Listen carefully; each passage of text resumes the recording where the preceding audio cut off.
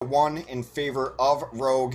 Immortals looking to make it closer, and hopefully the other way around this time, as we load into Hollywood for the first time in the tournament. Well, we are on Hollywood, and this is Rogue's map choice, so that is why Immortals is picking defense first. And we don't really talk about too much X, but that has been a trend in competitive, where you think back to the day, it used to be that teams would generally prefer offense first, and now we've swapped to an era where teams prefer defense first as a general rule. It gives you some advantages of knowing the times you have to beat, to if you can just stall out for a certain time, and it affects your offensive strategy too, of when you're going to use ults and where. So knowing the time to beat, I think, is usually where I've always opted to in competitive play. Playing defense first is a slight bit of an advantage. They are right now rolling into this house. This is a strategy that some people have used. When actually Immortals has done this in the past, they were running a 76 on it. Grim would be taking the other side of things, trying to get early Helix damage in. But they're gonna be here. This is actually happening. This, we haven't seen this in a while. Where's a Hanzo where you need him to alert Rogue of the imminent danger that they might be dealing with? No idea. No, it's coming straight from the back. They have no idea this is coming. Oh my goodness, Grim immediately assassinating Unco, and Rogue has been caught off guard. High risk, high reward, but totally worth it here. 3 kills already on the board, and Rogue probably just has to be sitting there being like, oh, so that's how it's gonna be. That's how we're gonna play today. Alright, gloves are off, boys. We're in the finals. It's like, I guess that's a thing now, but really good stuff coming in from the defense. A beautiful flank, really made them into the offense for a moment.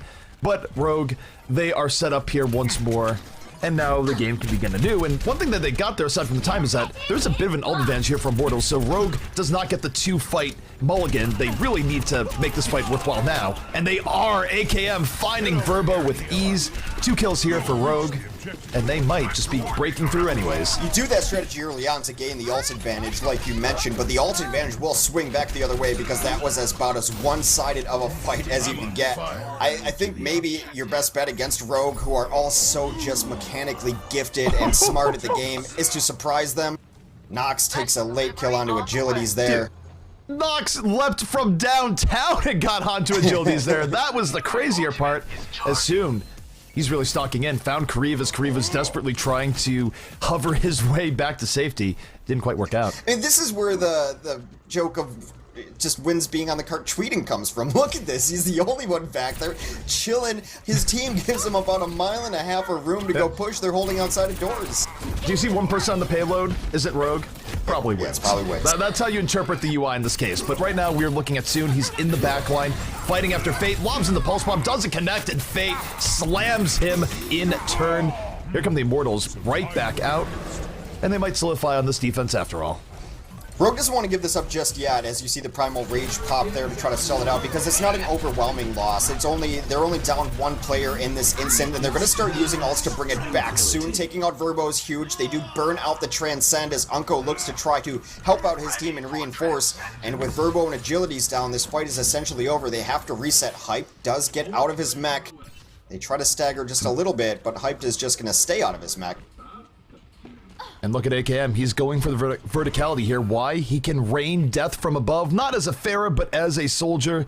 He's gonna have everyone in his sights, and that's really what he's set up for right now. You see the rest of the offense diving their way in. Now that they're the distraction on the ground, AKM, he's waiting his moment, and here it is.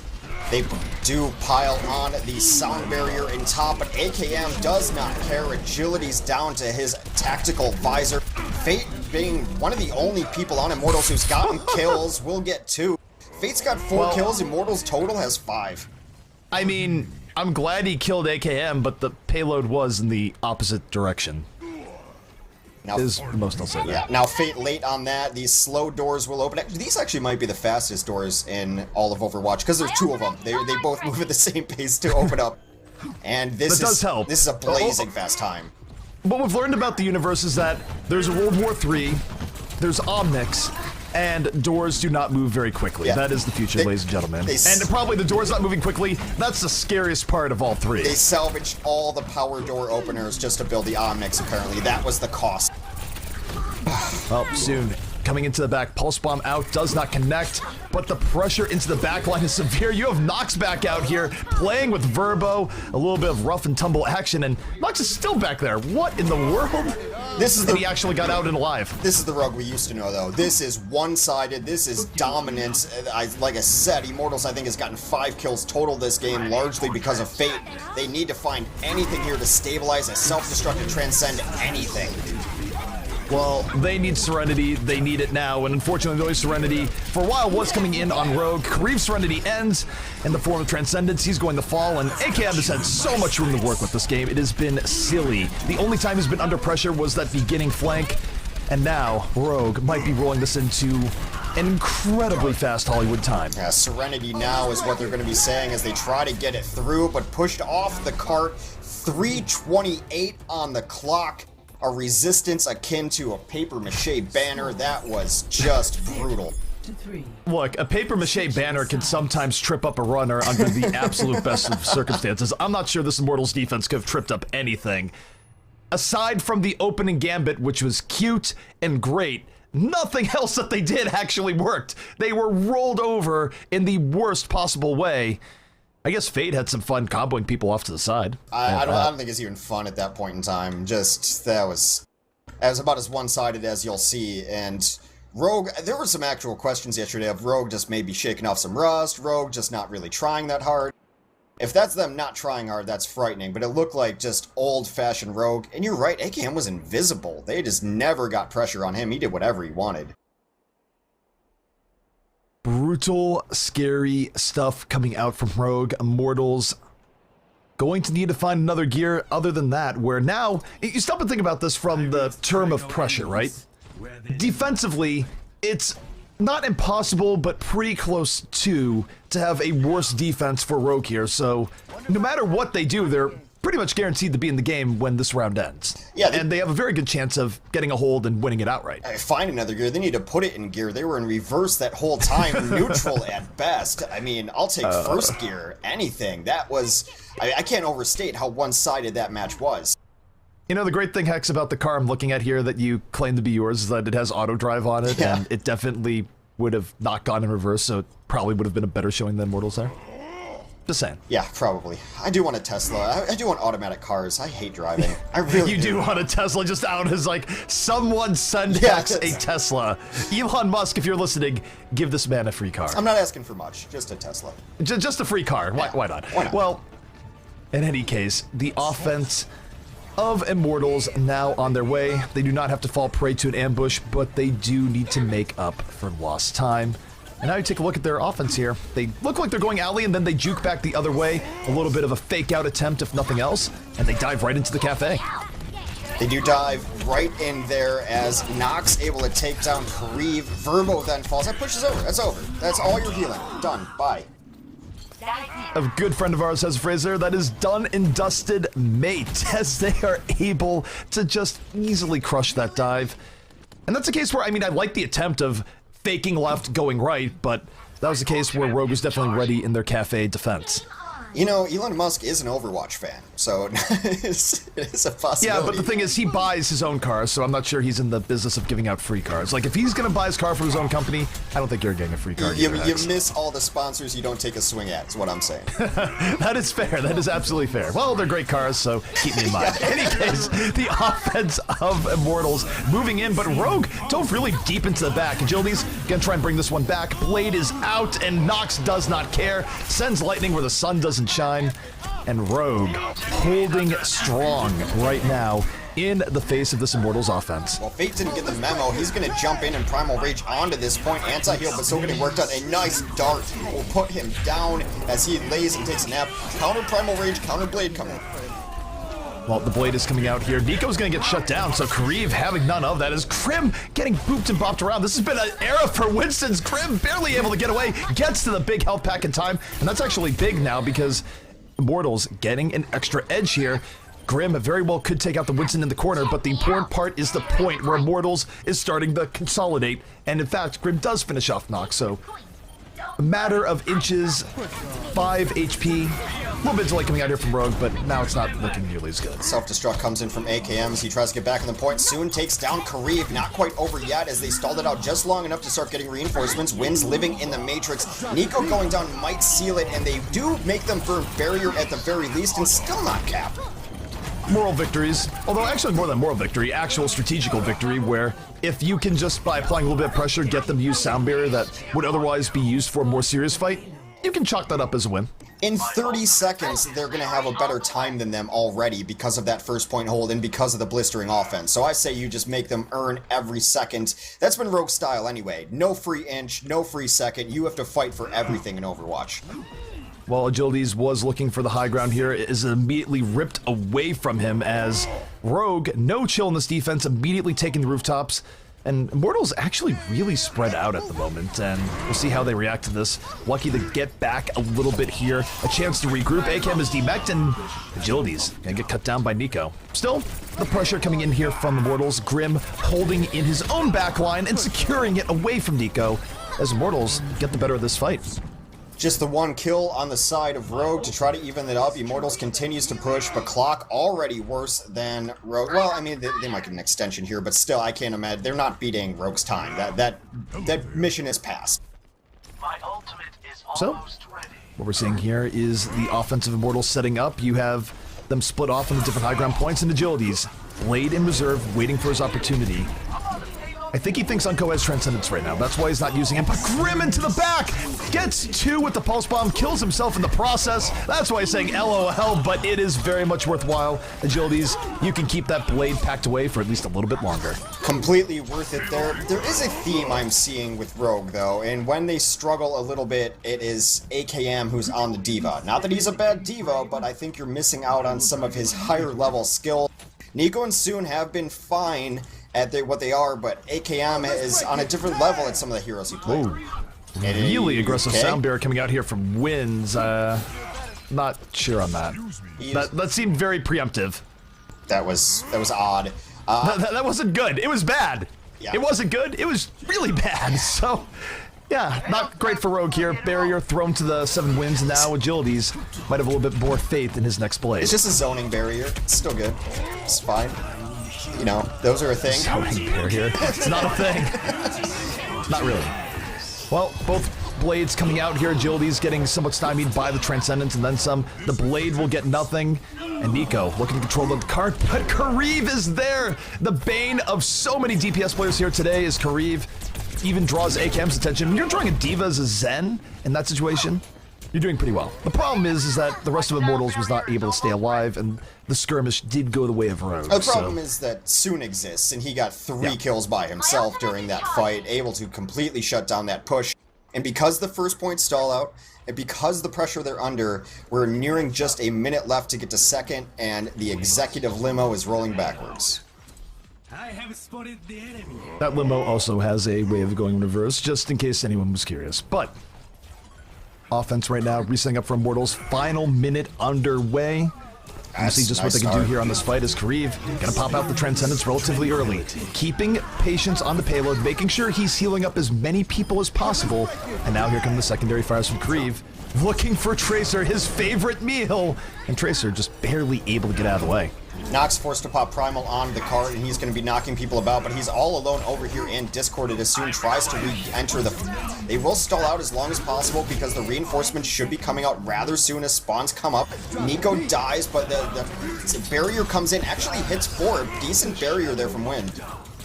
Grim right now piling on in this fight, looking for a little bit more, but Rogue being able to come out here and delay is still very good for them. It was looking like it was going to be a rout. Not so much in this case. Unco barely fails to take out Grim Reality there. Grim panting heavily as he gets away with his life. And now it is looking like Immortals will get this a little bit more cleanly, but AKM's still here with a little bit of delay. We are in overtime. Yeah, the delay has been great for Rogue. They don't give you anything. You have to earn it all. You have to absolutely decimate them or wipe them out completely, not by a 10th rather, to get in there. Grim is tired of this and gets 4Ks. Grim is killing everyone. He is destroying everyone in the cleanup of this fight. Let's just be clear as he goes forward and is even looking for more. We are all Grim now, or at least that is all we are watching go down here, as Immortals is able to stay alive. Worth noting that even though that was a nice surge from them at the end, they cannot put up a quicker time than Rogue here. In fact, no matter what, they will put up a significantly slower time. The key, Hex, is that they need to finish it with at least 1 second left on the clock, or they have no chance of coming in with another attack on this map. Absolutely. Now we are below 60 seconds as they try to get aggressive on the defense, but punished soon out of this fight. Grim has taken over. Some early trades, definitely in favor of Immortals for the first start, but it can be in favor, but they just still want to grind it out on the card. They're just burning seconds. They're not fighting Immortals, they're fighting the clock. It was fine, though. Grim was able to isolate Unko there. Unko got split from his team. Grim Reality was there at the punish, and thus it took away a lot of the oomph of the defensive dive. So, final 30 seconds, but really, it's the final 26 here. They have to get in with 1 second left on the clock. Getting in overtime is not good enough. They have the ultimates here to do it. So let's see what Grim does here. Holding on to the pulse bomb in the back. Does he get the stick? He does, but it's countered by the Transcendence. It does force out the Trance, but it's not the pickoff he was looking for immediately. Meanwhile, Agility. Dragon Blade is out, and he is getting what he's looking for. It's a double kill for Agilities. Dashing to and fro. Immortals, 1 second left. They're not going to get there in time. They might get it in overtime, but it's not going to be good for actually winning the map. Nox's Primal Rage not able to get on the card as he is cleaned up. They finish out the map in overtime, but now they have to defend first for 3 minutes and 28 seconds. Yeah, I mean, we were talking about the idea of moral victories. Technically, they've kept their options open for a draw, but they don't get another attack now. Rogue has 3 minutes and 28 seconds just to get one tick on first. Not to take first entirely, but one mere tick. Was Rogue's offense any good on Hollywood? I mean, 3 minutes. They could finish the map. They could finish the map in 3:28. Except, of course, when they get caught from behind, which happened once. I don't think it's going to happen again. You might even see a Hanzo to make sure it doesn't happen again. I mean, fool me once, right? Yeah, that is why you bring out the Hanzo there. Not to actually play him on the point, but to use him as a Sonic Arrow bot. And then you put him back in the closet, where I keep all my Hanzos and Torbjorns and Bastions. Fine collection of Hanzos. I think I'll use the red Hanzo today. That red Hanzo skin is actually pretty baller from the Halloween event. Demon Hanzo, it's pretty great. Yeah. A lot of the epics are some of my favorite skins, but neither here nor there. They're not going to try the strategy again. The closest kind of sneaky strategy they're doing is that Grim is hiding in the old Reaper spot, so check your corners there. Check your corners. You might have a Grim Reality for you if you do not. And yeah, it's a tough ask. 3 minutes and 30 seconds to prevent the take of 33% of the point. Kariv on the Ana, so maybe just hoping to build it up and then eventually get a boost to go in, well, to defend. I guess it's a little more defensive hero, the anti-healing. I don't know. They have to get on the point. They have to play point. Yeah, they can't give up even a tick here, so this is already a little bit rough for Immortals. They've given themselves no buffer room, but now they charge right in. They're not able to finish off a kill early on. Soon, while under pressure, able to back out. And Unko right now, plenty of room to work with. Fate is down, and this is looking very good for Rogue as they start pushing the issue. Unko goes down, but at what cost? Rogue is very much winning the trade-outs here. They've been catching Fate's dive very, very well, and though Fate and Agilities worked well together earlier today, it seems like it's been just a half a second off for them. Have to play the point, no more choices left, and they do barely touch the point as, yeah, that is it. Rogue will take Hollywood in convincing fashion. So remember, Hollywood was Rogue's map choice. They do have map choice in maps 1, 3, 5, and 7 if necessary. This is a best out of 7. But Rogue, starting out strong. First map victory to them. 3 more to go if they want to be the Beat Overwatch Invitational Season 2 champions. Well, maybe moral victory. Play of the match goes to Agilities. Blade comes out. Blade goes in. Can't explain that. It's a nice play. It's hard to loft praise onto Agilities after what just happened to his team. He had a 25 kill streak though. That's pretty sick at competitive play. Yeah, getting a 25 kill streak is great. It just would have been good if they also put up a fight on the map. So, you know, take what you can get, I suppose. Well, we've just expanded our best of 7, so everything that was in our best of 5 pool will still be in there. We've just added a couple onto it, which means actually Hanamura is in the mix now too, for Rogue, another assault map. I do imagine that Immortals would pick Kings. It's the map that they beat Rogue on earlier today. Kings would make sense. Yeah. Just because Immortals has looked very good at it, Rogue, of course, has looked not very good at it at all. If you need a quick victory to even up the series 1-1, yeah, take Rogue the Kings. It makes all the sense in the world, and now that we have talked it up, I'll be a little bit surprised if we don't go there, unless Immortals is really wanting to save their good picks. But here's the thing, is that if they lose this map, they don't get to choose map number 3. So it is in their interest to even things up when they have the chance. Route 66 has also been a good map for them. They've been strong on Escort overall. I guess Ilios might be there. I mean, you can maybe try to take Rogue to a map that you can run the pharmacy on. They've struggled a little bit, and especially on Ilios, they've struggled to deal with certain stages there. But then you might end up forcing out a Widow, and then how's your counter game going? With Hanamura being in the pool, it's one of their better maps, but after all that is said and done, King's Row will be the pick, as Verbo announces for Immortals. I am not surprised. You are not surprised. No. Chat, you should not be surprised. We're having this three-way conversation here. No one have any surprise. This is what you should expect going into this, and it's a smart pick from Immortals, and frankly, it would have been confusing if they didn't go for it. Tend to agree there. Rogue will pick the defensive side, and you mentioned going into Hollywood, that is something that a lot of teams prefer to do. Knowing how much you have to go is definitely a benefit. That's why sides are, still something that we dole out to the team that doesn't get to pick the map. Immortals has to find something here. I'm trying to remember how exactly they ended up winning on King's Row.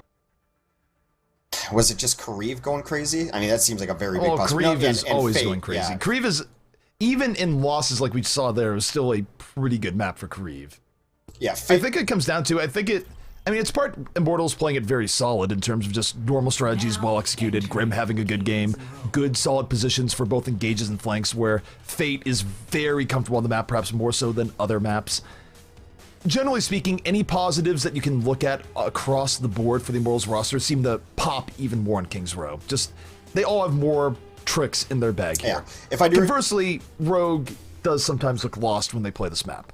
If I do remember, it was Fate who I was calling my MVP earlier today, because he was crushing. That's why I mentioned Fate's ambushes and engages, where he just has so many sneaky spots in King's Row where, particularly on defense, where you're trying to attack Immortals and then Fate is somewhere you're not expecting, gets a whole bunch of cleave. Sometimes it backfires against Immortals, but usually it does work out pretty well for them. Oh, before I forget and fall into the hype vacuum that is this set, and it's going to be this set, I do want to remind people one last time, as I get to sell out one last time, about our wonderful sponsors, why this tournament is even happening, why we get to bring you the highest level of Overwatch available in North America. It's because of our sponsors, AMD. Check out their new Ryzen series of processors if you're in the market for a new computer. Corsair is also a great hardware manufacturer. In fact, we're just going to give you some stuff from Corsair. Exclamation point Corsair in chat. We're giving away headsets, mice, mouse pads, and keyboards to enhance your gaming experience. Overbuff, a friend of ours, very good at tracking stats and data about your favorite Overwatch players and heroes. And our friends at Faceit, which is just a great tournament platform. You can win prizes by playing through tournaments for them. Thank you, all of them. Thank everyone for tuning in. Without any of this support, this tournament wouldn't be possible, and that'd make me sad, because I need to watch this kind of Overwatch. It's been a fun weekend. Very glad to be invited to the Castle Tournament, and the teams have been great. The match has been great. And speaking of Hex, the offense here is on its way. The Immortals offense looking in, and Rogue deep diving into the back. Kareev assassinated to start out this game. I'll see if Immortals can do anything to recover, but that was brutal. Well, you want to surprise us on Hollywood? I got something for you on King's Row. Like I said, the gloves are off. That's how you want to play it? That's how we'll play it. But a couple of trades came in there late from Immortals, which really will help them, as there's only 5 alive on the point so far. This is the window, and they sense it, and they dive in. Hex, they didn't get the name of the car that hit them, but they saw baguettes on the road. That's the only clue. Now Immortals coming back in. Agility's able to grab Nico, and it's much better here for Immortals. The deep dive is successful. They get rid of the Rogue flankers, and very similar to Hollywood, except in reverse here. Now it's Immortals that get surprised and then immediately get the quick take. I'm not sure the risk is worth the reward there. It does send a message. It is a statement. If you can full wipe on that very aggressive defense, then it's worth, but I don't know. The swing back seems so brutal to deal with. Well, you want to talk about going deeper. Doesn't have to be just a dream. Immortals going really deep after getting that first point, but they back out. Some teams will go in deeper to try and get the other team at spawn. Immortals was only looking for the free kills of people that had the delayed spawn in the first area spawn room.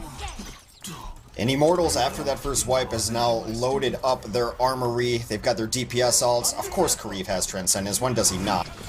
Well, Agility's deep diving in. Anytime you see a Genji go to the sky like that, you know a Blade is coming out right after, and Agility's doesn't quite get as much as he might have bargained for there. The disengage is nice from the defense, and they avoid disaster as Fate actually fires in and does get Nox as a parting gift. And Zoning Blade. I mean, look how scared they were when he pulled that out. They had to back up.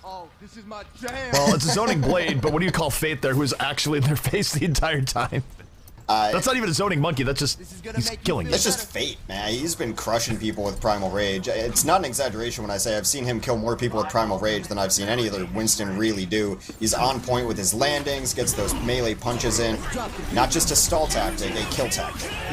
Barrier in from the defense, Transcendence in on the offense. Kariv dancing in and about, self-destruct over the top, AKM connects. Fate out of the equation for now as Rogue finds the proper counter-engage, and I'm gonna sound like a broken record here, but this keeps happening on second, where the final fight for second, or the first final fight for second, I should say, as a team approaches the second point, has been going the way of the defense all day long. I don't think there's been a single team that's gone in and cleanly gone second from beginning to end. You're absolutely correct. It has not been a swift run through onto last for King's Row. That's why second is such an important fight. Soon is creeping, Nox is creeping. They do not see Soon. He looks for supports in the back line, gets the Zenyatta very low and finishes him with a melee. The Blade comes in off of the barrier. Verbo sets it up. Agility's trying to knock it down, but Agility's having so much trouble getting in.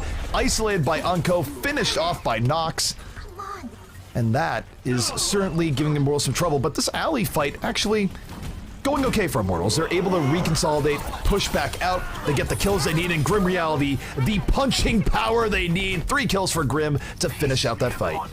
Now it's going to be difficult for them to even get back on here. They do have notions of it, though, as Nox is posturing to perhaps now they have to give it up. Soon wants to dance in, does that contest. They are coming back in. A meter 14 left, and Immortals thinks they have something here.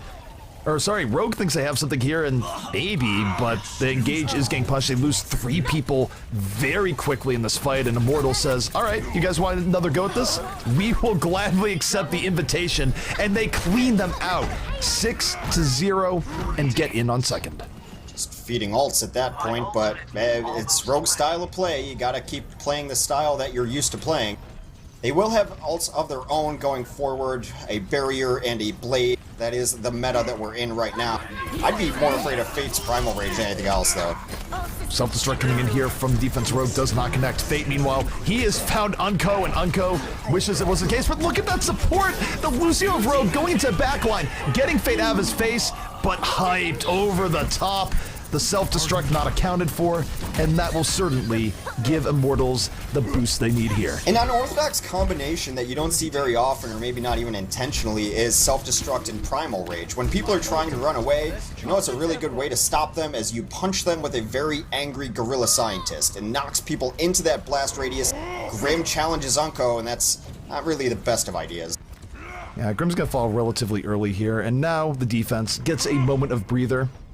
Let's remind people the stakes here, though. 3 minutes left on King's Row for last. That's a very good time being set right now by Immortals. This is not great for Rogue, and getting a longer defense is difficult on last. Furthermore, look at where Agilities is right now, Hex, and what he has coming up. Agilities does have his blade. Both of these Genjis have been focused and shut down by the opposing Zenyatta. The Transcend comes in, and they're just going to disengage from it. Again, disengaged, but Agility's diving right in, dashing to the back, will trigger the defensive sound barrier, and oh my god, he's getting moved to the corner, no way out for Agilities! He activated Rogue's trap card. Yikes.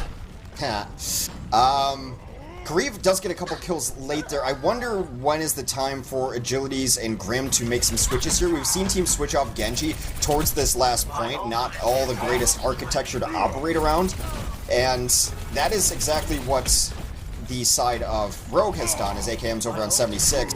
You put Grim on 76, Agilities on Tracer, you can still get some work done there, but that's not really been their MO all day. Alright, so Immortals, a lot of their time being drained away from that last push. A very excellent defensive reaction by Rogue to stuff the Dragon Blade. But Immortals, they're in for round 2. Opened up by Kariv. They're gonna dive to the back, and they get public enemy number 1 out in Unco. They pile on with ACAM, 3-1 in favor of Immortals, and Hex, they might have just opened the door as Fate! You want to talk about primal rage kills? Well, Fate has all the rage in the world and then some. Not even surprised at this point. I mean, it just crushes people. It has been... I'm not often at a loss for words, but how many kills he's gotten off primal rage, I'm left dumbfounded. Grim has the pulse bomb right now. He can throw this in as they try and get out. If he lands a stick here, it could seal the point. Oh no, he almost blows himself up. That is absolutely not what he was looking for. Rogue with a chance to get out of this door now. They get through, they drop the barrier, and here we go.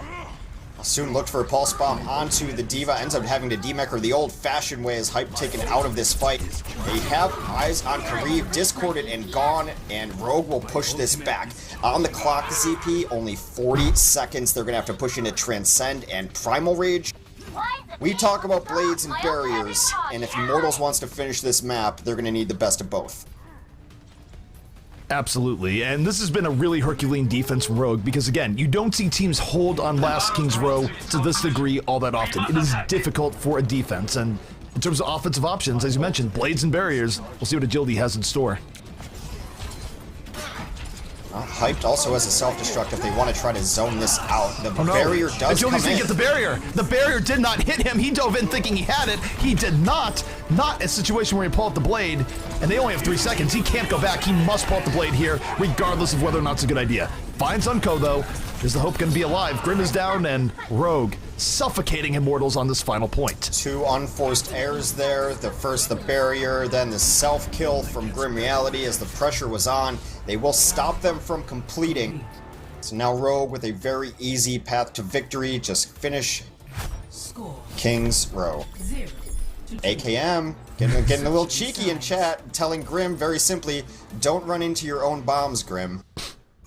I mean, towards the end he did it, he just had to quickly get away. Oh! Alright, spicy comebacks! That's great. I'd rather die. I normally don't even respond there, but that's A+. That is A+. I'm on Team Grim here. That's pretty funny. That is amazing. I love that the personalities in Overwatch have really come out and developed. You need players to be able to root for and teams to root for, and everyone becoming their own identity is so important. I like a little spice. I like a little spice in my life. A little spice is good. Good for the soul. Yeah. Unless you hate spicy foods, in which case, well, you might not have a soul, so doesn't matter. Well, you know, I used to hate spicy foods, and I've just been forcing myself to eat them, and now I'm starting to slowly enjoy them. It's like building up a tolerance and getting used to it, and spicy foods are tasty. Welcome to the club, brother. Yeah. Welcome to the club. All right. Now we need to get you some ghost pepper. No, that's not happening. We probably could get, like, a lot of views if you and I ate a ghost pepper together on video somewhere. I'll consider it. We should consider it. Yeah, I'm just gonna, like, throw it over my shoulder and pretend I'm chewing. I will call you out. No, if I'm eating it for real, you're eating it for real. But let's talk about the game here. Defense coming out here from Immortals. What are we seeing here, Hex? Defense from Immortals, a little bit same as old. I did recommend maybe going to a 76 towards that last point, and we've seen teams do it all day, but I feel like they just are going to play their comfort heroes. 76 we've also seen on first point defense, but this is exactly the Immortals team we've seen most of the day. Nothing too surprising here. Meanwhile, you look at the offense. I don't think Nico's going to do this, and no, he's not. He's not really one I expect to go to the Widowmaker there. Would have been ACAM, if anyone. We saw enough of that in Ilias the other day. But Rogue going to be coming in, ACAM on the Soldier. And this is a comp where if you're running the Soldier in the back, it's very much ground and pound. Windshield battles, win the outright poke war as the defense gets right into it quickly. That's the right response, though, when you see a Soldier. Do not let them rotate. Do not let him get set up where he wants to be comfortable. Dive in on him. Soldier's not the greatest against a pure dive, but some teams will play back in a reactionary dive he can be good at. AKM and Nico will fall. So far, very good defense from Immortals. Spotting that out, reacting properly. AKM was stuck in an alley with nowhere to go. People approaching him from the front, people in the back. He ends up falling. Rogue, though, they get another attempt. The respawn point is right there after all, so we'll see just how they engage this. But Immortals isn't really letting Rogue get a good engage here. As soon as they go through the threshold. They have Fate right on top of them, and it's making it very difficult as Agilities gets a beautiful deflection. Brings out a blade, but I'm not really sure why. This is a style that we would not have seen out of Immortals as little as 2 or 3 months ago. It's something they've added into their kit, the aggressive style of dive, taking the chances on defense that they need to. They're just going to leave Nico out of suit for now, as he is struggling to get back into the Diva Mech. Only at 49% on the Bunny Blaster. Well, if you're looking to someone road to bring this back, it would be soon. The Pulse Bomb is up. All he needs is one pick to bring this wide open here for Rogan. Wow. On reaction, Kareev blows the Transcendence. I think it was just a dive. I think Soon was an afterthought there, but it works on both ends. Pulse Bomb not able to be applied to him, and Soon just gets obliterated by Kareev at the very end. This is amazing from Immortals. Where they're taking these fights is the most notable part of it. They've adjusted. They're not trying to catch a dive. They're just going in. Now some ults come online, though, for the side of Rogue after a long time, actually. It's been slow going, but they do have a visor, a bomb, and a barrier. See him right now holding onto the bomb in the back. There was a looking visor. for a way to attach it. AKM is already down, so he's going to need to get to juicy targets at the back, and it's Nox opening it up. Gets down Kareev before the barrier hits. It wasn't in time to save him. And Soon not able to find a way to get a Pulse Bomb in. Immortals, though bloodied, still fighting for this point. The trades have just been only slightly bad for Rogue, and now it comes in as Hyped throws in that self-destruct, but AKM had him in his sights. A nice visor will finally crack open this first point. Stall comes in just barely. They will concede this. But wow, that's a very good first point defense. Yeah, if you're Immortals, you're very happy with that outcome. You drew off 2.5 minutes off the clock, more than most first point defense would say, but oh no, this is deep. Rogue going in heavily here, looking for every kill possible. Hyped has had enough. He takes a dip down below. Do they have someone on the cart? Yeah. Yeah. Can you guess who it is? Yeah, I believe it begins with W and ends in INZ. He's not worthy to kill people back here, Hex. He just has to push the cart. They don't trust him to frag out, as everyone else may. That's actually not true. It's just you have to put someone back there. Someone's got to be back there. Someone's got to get the progress. Someone has to push the cart. You know, I bet you that probably makes Wins incredibly ripped. I came when Wins are brothers. I just have to assume that Wins is the younger brother, given these situations. It's the other way around. Is it? Oh, yes. All right. Well, AKM unless I'm misinformed, I believe Wins is the older brother. establishing dominance. Well, Wins the wise older brother, just putting his knowledge on the cart. They will push in now with the Transcend. Well, the defense right now moving in. AKM, all he's looking for is the opposite, and Agilities catches him anyways. Brutality from Agilities. A vicious cleanup blade. And AKM just could not run fast enough. They flipped it right back. They're going to spawn camp right now. Everyone now here set up. Cart is pushed through the alley. We'll start rolling back without Winds to guide it to its destination. They know they're getting spawn camp. That's why you see the rotation out right side. Yeah, they're moving him back around. You almost have a reversal here between offense and defense. But Nox leading away from the other side. Unco in the back as well, and... Wait, they're just on the payload. Immortals! They're just gonna let You've been bamboozled here! You're fighting Nox, but you must get back to the objective! They're in a great position to catch this. Defender's advantage. Yeah, they got back, but... Oh, that was bizarre. Unco now gonna use the Transcendence, keeping the members who are on the payload alive. The reverse wins if there ever was one here. And now, Unco able to grab Verbo, looking for more. Will end up falling the Grim, but AKM is there for the immediate revenge, and Rogue ends up taking this on this push. This has just been weird. And they do. This has been awesome. I mean, it's weird, but it's been awesome. No, I agree. It has been awesome, but what? Untethered aggression from both sides here. And, I mean, the speed boost out to take that. There's a reason why it's called Defender's Advantage. It's generally a better position to fight from, whether it's uphill or the geography just favors you. And Rogue just took it. They took it away. They took advantage of that spawn camp. Such smart play. And then Nox with the Primal Rage. It's a small thing, but he delays them from getting there in full force. And Rogue is applying a lot of pressure, not allowing the defense to reset up really well at all. AKM plenty of room to work with in the back. Agility's out of the fight for a while. And this is a weird Transcendence forced out here by Kareev. It's certainly not ideal, but just something to give breathing room to the Immortals in this situation where they've really been struggling. And Soundbear comes in for Rogue. They are not letting up on the pressure. Every kill going their way so far. This might just be over. Agility's discorded and put out. Verbo comes on, gets a nice poop. AKM in the pit. Well, moral victories, Hex. Moral victories. What a weird round of King's Row that was. As good as that very first defense was, a little bit punished for trying to spawn camp there. I don't know what to say. That was definitely one of the more entertaining rounds that King's Row have run, but this is also really bad for Immortals now. They lost their map. The next map is going to be Rogue's map, probably Volskaya. The journey for Immortals to come back in this best of 7 is already daunting. Another Pumpkin gives his life for a moral victory play of the game. His agilities will bust out the blade again. And he's getting work done. And this is what opened them up to try to spawn camp. You see him right there looking into the spawn. Alright, so all the jokes about wins aside, he gave 28 sound barriers and casted 5. So that's a pretty solid ratio. I don't understand how he did 28 sound barriers from the payload. Clearly it's some sort of magic. Jokes aside, though, I mean, that's a good ratio. Wins that's an awesome ratio. It's easy to underrate him, but yeah. He was very solid for Rogue there. Absolutely. Yeah. I mean, it's not his fault that his team crushes so hard that the other 5 get to go play while he has to sit at home. I mean, it's the responsibility and wisdom that an older brother can show. I'm not an older brother, so I wouldn't know.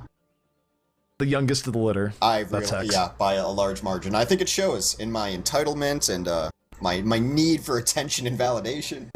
Clearly, I mean, if only you were a little bit higher on the maternity order, Hex, you could have been a good person. Yeah, but well. Sadly, that wasn't the case.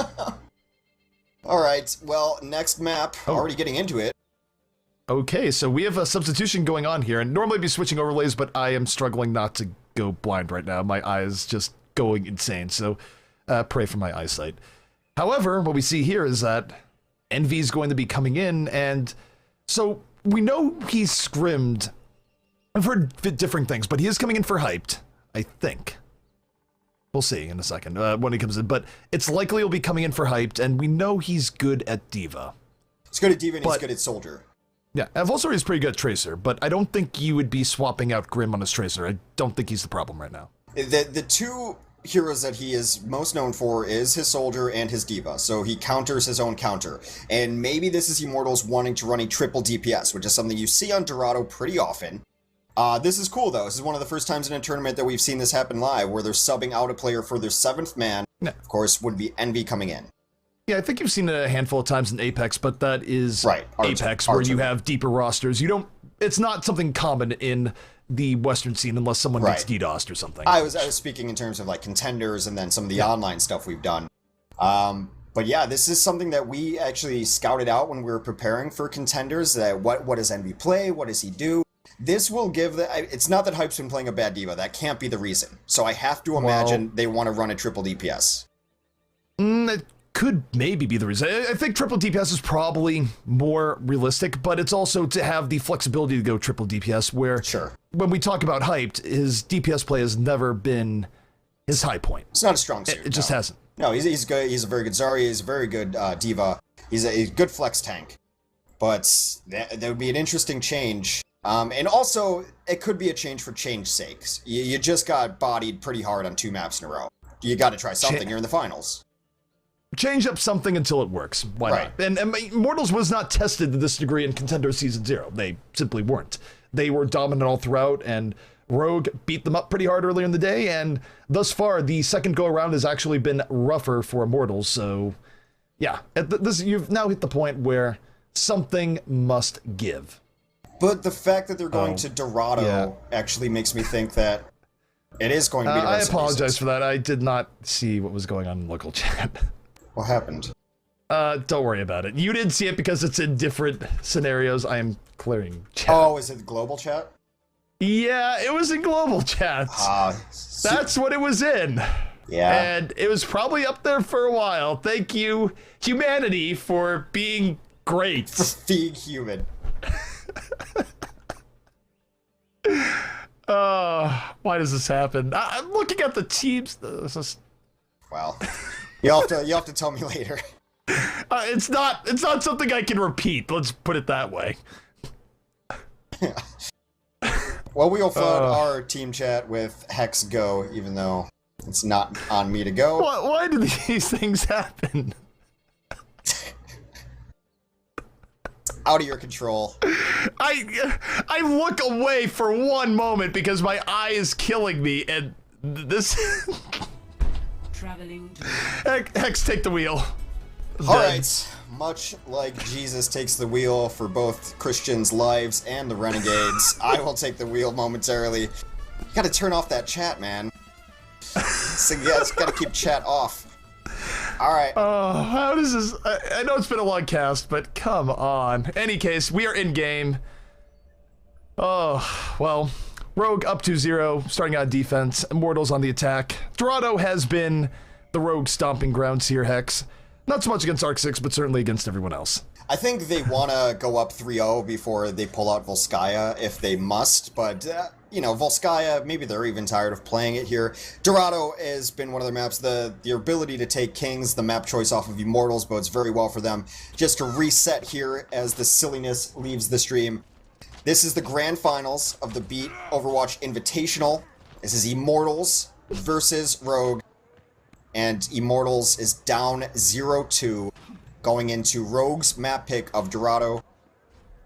And Immortals actually chose to take offense. Now, the big thing that just happened here is that Envy has been swapped in for Hype. It's Immortals' 7th player, whoever you want to call their 7th. It is another player on their roster. Right now, he's queued up on the Diva, but Grimm's queued up on the Hanzo, so who really wants to put that much stock in that? Immortals is going to play the Immortals defense, with the big difference being that they're not going to run a Lucio on Dorado. Unco will play the Ana to get the distance healing to the tanks up top, and Wins is going to swap over to the Zenyatta instead. Thank you for that, Hex. I got because the last few minutes I felt like I got hit with tear gas. I'm laughing at the absurdity of the situation while my eye was still bugging me so I can't see. But soon, over the top, deals with Kareev's Widowmaker, where happy to see the Widow come out, but the Widow goes down just as quickly. Widow goes down rather immediately there, getting a little bit of push on the cart. They have to put some pressure up onto this rooftop. Envy is going to just be playing the Diva role, so maybe it was change for change's sake. Maybe they want to run a triple DPS on the backside.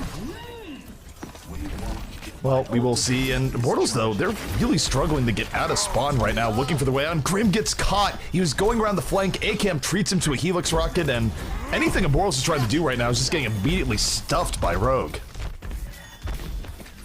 The Rogue's defense on first point has been suspect at points in this tournament, but they will always run it because that is the style in which they play. When they struggle on this defense, it has been Soon and Nox getting picked off very early. They need to play a little bit more back. They do, and right now what we're seeing is that Rogue is keeping them back. Even as they get bloodied a little bit, they're able to retreat. They don't lose anyone here just yet, but a little bit of stabilization here from Immortals as they get the payload moving. Rogue having a little bit of tougher time here. Nico will get DMEX, so it's a better opening here. Grimm able to open the door, and now we'll see what Immortals can do as they go into the pit. Nico up, Soon still alive, is able to take out Fate, so they have traded tank to tank, and now Nox has found himself a good target in Agilities. Agilities goes up top, has to bust out the blade, discorded immediately, but it does not matter. AKM wins, and Soon all fall in short order. Unco the only one with a kill, but then he is taken down himself. This is the style in which Rogue plays, but the question is, how is their next initiation going to be as they take the second fight on first in the courtyard? So Rogue bought a decent amount of time from the very beginning. It's already been 2 minutes, so it's not the worst defense already, even though it appears like the last part was a little bit more decisive. The question is, how is AKM going to deal with this here, where he will have an ability to come in with the tac visor, but I don't know if the Worlds wants to give him the chance. Kareev going in deep in the Transcendence, Agility's right there with him, and Immortals able to take the initiative away from the defense, and AKM was going to go for a visor. I don't know if he's going to use it now. They very likely will not have the bodies out here to enable stuff to come back, but it's very hard to ever count Rogue out of a fight. Just puts his body on the cart. Soldier not long for this world after that happens. First point captured in short order by the Immortals. But keeping eyes on Envy, he does have the self-destruct up, but he's just going to take high ground, being very patient with it. He does, and Fate leading the way up, and this is Immortals just being aggressive, going into the back, creating space, but Rogue not really having much of it, able to come back in and around. They're going to be forcing the offense back, although not Fate. Fate just accepts his doom. Hey, I could have said accepted his fate, but I was too classy. Yeah. You should have just let that go. I was going to give you props for it. Anyway, defense does start getting down here on their want to play down near the cart. Now it's finally some kills come in. The good thing about being just rocked in the way that they were in that very first fight and trickling on to second is that they banked a decent set of ultimates here. This is where teams tend to stabilize. It's been hard to hold on first lately unless you're Arc 6. Arc 6 has had some great first point Dorado defenses. Nico and Nox looking around on the cart, just chilling. I wonder if they're going to go up. They have to chase the dive that goes into the top ledge. Oh, the barrier's a little bit late. It doesn't save Kariv from Soon's pressure. Immortals gonna have to make the most of this without their Zenyatta, but Agility's to the back. Good positioning, has a blade, and he's just gonna get knocked around by Nox. Nox in hot pursuit. Agility's, is he gonna get away from this? The rooftop barely acting as a barrier, and yes, Nox is not gonna finish the kill. He gets a health pack, but Agility seeing his life flash before his eyes. Well, all the kills go in favor there. I like kind of the somewhat baity strategy that Rogue was running there. They had both tanks on the low ground, then as soon as the dive tanks from Immortals decided to go up top, they chased them up top, trying to get themselves in a fight that was an odd number situation. Just didn't quite work out well for them. Envy looking around, gonna lock out left side door, the other tank is on the right side door. They're moving in very well here. Still a bank of ultimates though for Rogue. Agilities goes in deeper, no fear, because Kariv is with him, feeling carried by the weight of the Iris as they get the 2 kills they're looking for. And you think that this was supposed to be Rogue's map here, but Immortals has other plans. Their offense here has been relentless after a few snafus in the beginning. I mean, it is Rogue's map, and they've been good on it, but this was also the map that Arc 6 took off of them, so it hasn't been their best map for sure. AKM is going to use the visor, he also gets the boost, ends up taking down Fate. A couple of nice kills. Verbo and Envy still alive, but not for long. Envy's got to try to get out now. He does, so far, escape with his life. Chased, actually. Nox is going after him. Well, here's the interesting thing, is that, and it shows how important first point defenses are, is that even though second has felt more dominated by Immortals, a lot of time has still been run off the clock here. In part because of first point defense, and also the fights that Immortals seemingly crushed early on, they didn't crush quick enough. They were long slogs where a lot of Frenchmen might have died, but they bought crucial time, so they're still down to their final 2 attacks. Rogue has the ability to get a hold here on second. Your point is well taken, that oftentimes, even when you crush a Rogue team, you've only gotten 4, and the other 2 are going to come back in and buy time for the stagger and the stall out, and then they pull out miracle plays that turn fights in the favor that they should not win by all right. Agility's down early from Nico. Fate also, of course, gets a primal rage kill. Why not? Still in there. Nox has turnabout's fair play, very back and forth so far. Nico's out of suit, but almost going to get his mech back. Well, what? They got on the point. There were still so many members of Rogue there. Yep, there sure were. Anyone need some healing? You know what? I will throw them to the wolves there. I do not need to comment on what just happened. What would be the 8th But it shouldn't sequel? happen. What would be the 8th sequel to the Rogue One movie? I don't know. Rogue 9. And there you go. Unko's gonna have his nano boost up for the next fight, but I don't know exactly why they're still fighting out here. You'd think there'd be a better area for the defense. They will finally back out. Blade comes in. Agility's diving in, the blade is out, but it's in the middle of the Iris. That has been Genji's bane, and Agility's able to get away, but while he does that, Fate was able to finish the work he was starting, ended up with 2 kills, and the dive from Immortals, plenty of options here. Still, only a minute 20 remaining in this round. And what has felt like an Immortals dominated map has not necessarily been as such. Only a minute left to push towards the end, as you so correctly pointed out. This is a great spot for a self-destruct. Envy, I feel like he's been holding on to self-destruct for a long time. I may have missed one though. And AKM's going to be able to take the high ground on his 76, has the visor, is going to need support from his team, but they might just be waiting for him to get dove upon. Nico actually goes up top, helps him. Verbo opens us up with the barrier, and that's enough to let Immortals do their work. They deal the initial dive here from the defense and have a big advantage here, despite the tac visor of AKM. And in fact, Envy chasing it down, so we were speculating as what Envy was coming in here for. It does feel like a diva for diva swap thus far. It is, and he's played a very good diva. As I said, he's not used self-destruct. He's been very patient. Now the self-destruct comes out, clears out the cart area.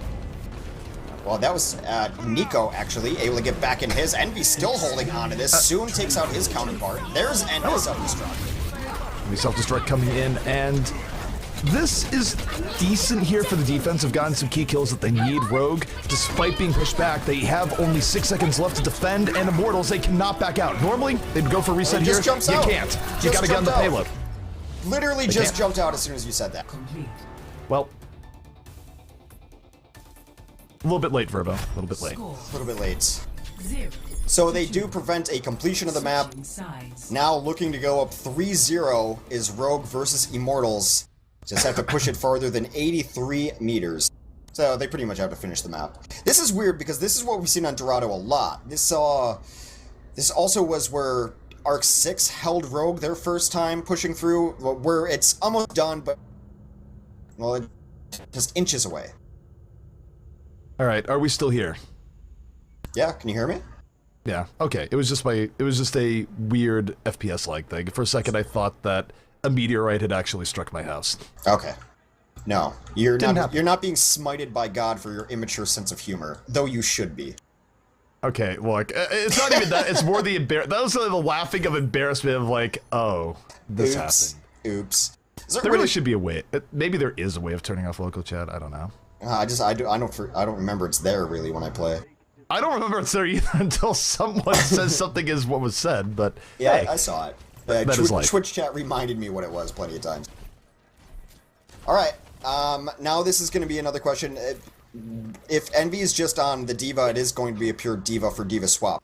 The difference between their game styles so far in the very limited time I've seen Envy versus Hyped is that Envy was generally just a defense matrix. He was just a walking defense matrix. Not very aggressive, not going for self-destructs over the top. A little different style of play, a more conservative Diva. Yeah, and it did work out. Now, taking a look here at the defense from the side of Immortals here, they're putting Grim on the 76. We haven't seen much of Grim on 76 in recent times, and they're putting Agilities on Tracer. Right. It's a different look. So if they do want to end up swapping, Envy, as we mentioned, probably has a better DPS pool than Hyped, which we prophesized could be the reason here. Then you would see Agilities on a Genji and probably Envy move to Tracer. Well, Rogue, as they usually do, they immediately dive into the top. They've one of the quickest strikes here of any offense on Dorado, but Immortals is able to withstand the storm. They stay alive into the back. Winston coming in, and Nico able to take down Fate early on. So the quick Rogue strike pays off. The fruit is born, and Nico able to grab 2 here early on, well on his way to a Dragon Blade. That is a very crushing offense right away. They get through all that they need. Unko has done so much damage already that he's nearly 80% towards his ultimate ability, and the pain train doesn't stop for Rogue. They look out through the doorway to see if someone's coming in so that they can charge him. Another fight will be incoming. Very led in the Vanguard will be both tanks as they dive in. So, last moment defense coming out here from Immortals, trying to buy some time, but Grim dove on immediately by AKM. Nico just sitting here trying to follow up on the Discord orb, but it's Kareev opening some things up here, and yet Nico, Transcendence Blade out. I don't think there's a response. Nico able to finish out the last part of this fight with style. 3 kills and a point captured. Rogue on the way. Well, Rogue just used all their ultimates, and Immortals just about to start having theirs. That's how big the difference of these first couple of pushes have been. It does mean that Immortals should have the ammunition they need to be able to push this back. But speaking of pushing out, Soon is about as deep as he can be right now. He's looking people in the spawn door. Now probably should work his way back to his team under fire from a rather large amount of Immortals players. Nico is going around the back, wants to get in the top. Now thinks better of going to join his team as they are dove in upon again. A great opening pulse bomb onto Unko from Agilities. Grieve went in really quickly, and it caught Rogue off guard entirely. AKM didn't even know where to go. Fate was right behind him, and the dive from Immortals is going to give them some much-needed stability, but for how long? You still have Soon in the back, by the way, off on his own special mission. Well, they traded out kills pretty well there, and Kareev did end up dying towards the back. He got segmented out by Nox, who punched him to death, and I guess, you know, that's the way to kill Omnix nowadays. The free push keeps on coming in 4 minutes to get to second here. This is a very good offense. They have plenty of time here, and it's because they were able to get through first really quickly, gave them extra time here for second, and the sound barrier comes in just in time. AKM was in trouble, not so much anymore. The music from his brother keeping him up and alive. The barrier's faded, though, and they don't get the kills they're looking for, so Immortals has still dealt with this reasonably well, as, guess what? Fate's mad. Raging into the back, just moving in to Rogue, causing all sorts of distraction. And that might be enough to give Immortals, again, a little bit more breathing room. The juxtaposition of Zenyatta getting punched to death, which has happened a lot today, is kind of just really humorous to me. He's a man of peace, and he gets bludgeoned to death time and time again. I mean, is he a man of peace? How much do we really know about Zenyatta? Are we just assuming that because he has strong faith that he doesn't just enjoy destroying people in his spare time? You have trust issues.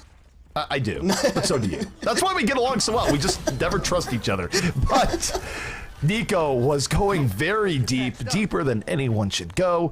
Grim sends him out of the pool, and Grim actually finishes off soon. So both flankers from Rogue, who are really nowhere near their team, are thrown out of this fight. It's time to go top right. 2.5 minutes left. Yeah, it's time to go top right, and I say that even before they do so. The reason being is that AKM is going to have Visor up. And going onto the top right for Visor, taking away that high ground and just holding it, letting that ult come in is so important. Soon is going to be the one on the bottom here, looking at the cart as Soon does, and he gets both tanks down in weird position. Rogue gets themselves exactly where they want to be. Nico going to force a rewind out here early on, looking for a little bit more.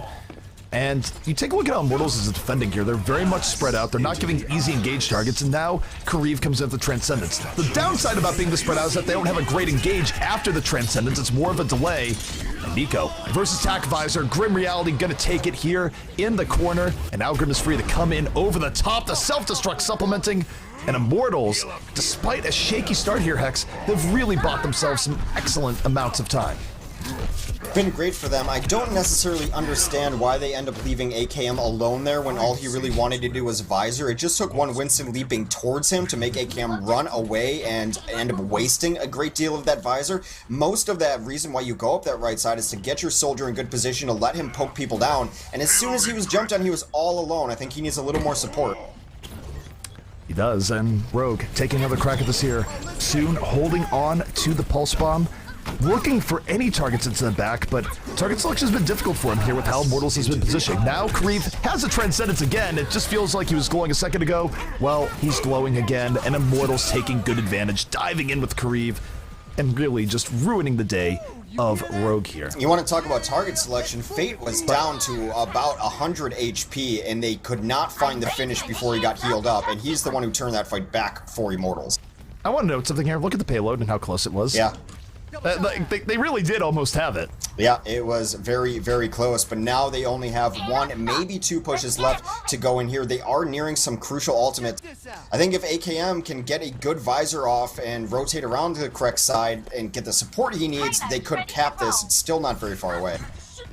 Soon looking to creep in from the opposite flank of the rest of his team. Most of Rogue going the high ground. Soon down and dirt to the back. The Pulse Bomb doesn't stick. It does. Kariv out of the fight, and this might finally be the break that Rogue has needed because they have been gummed up here for way too long.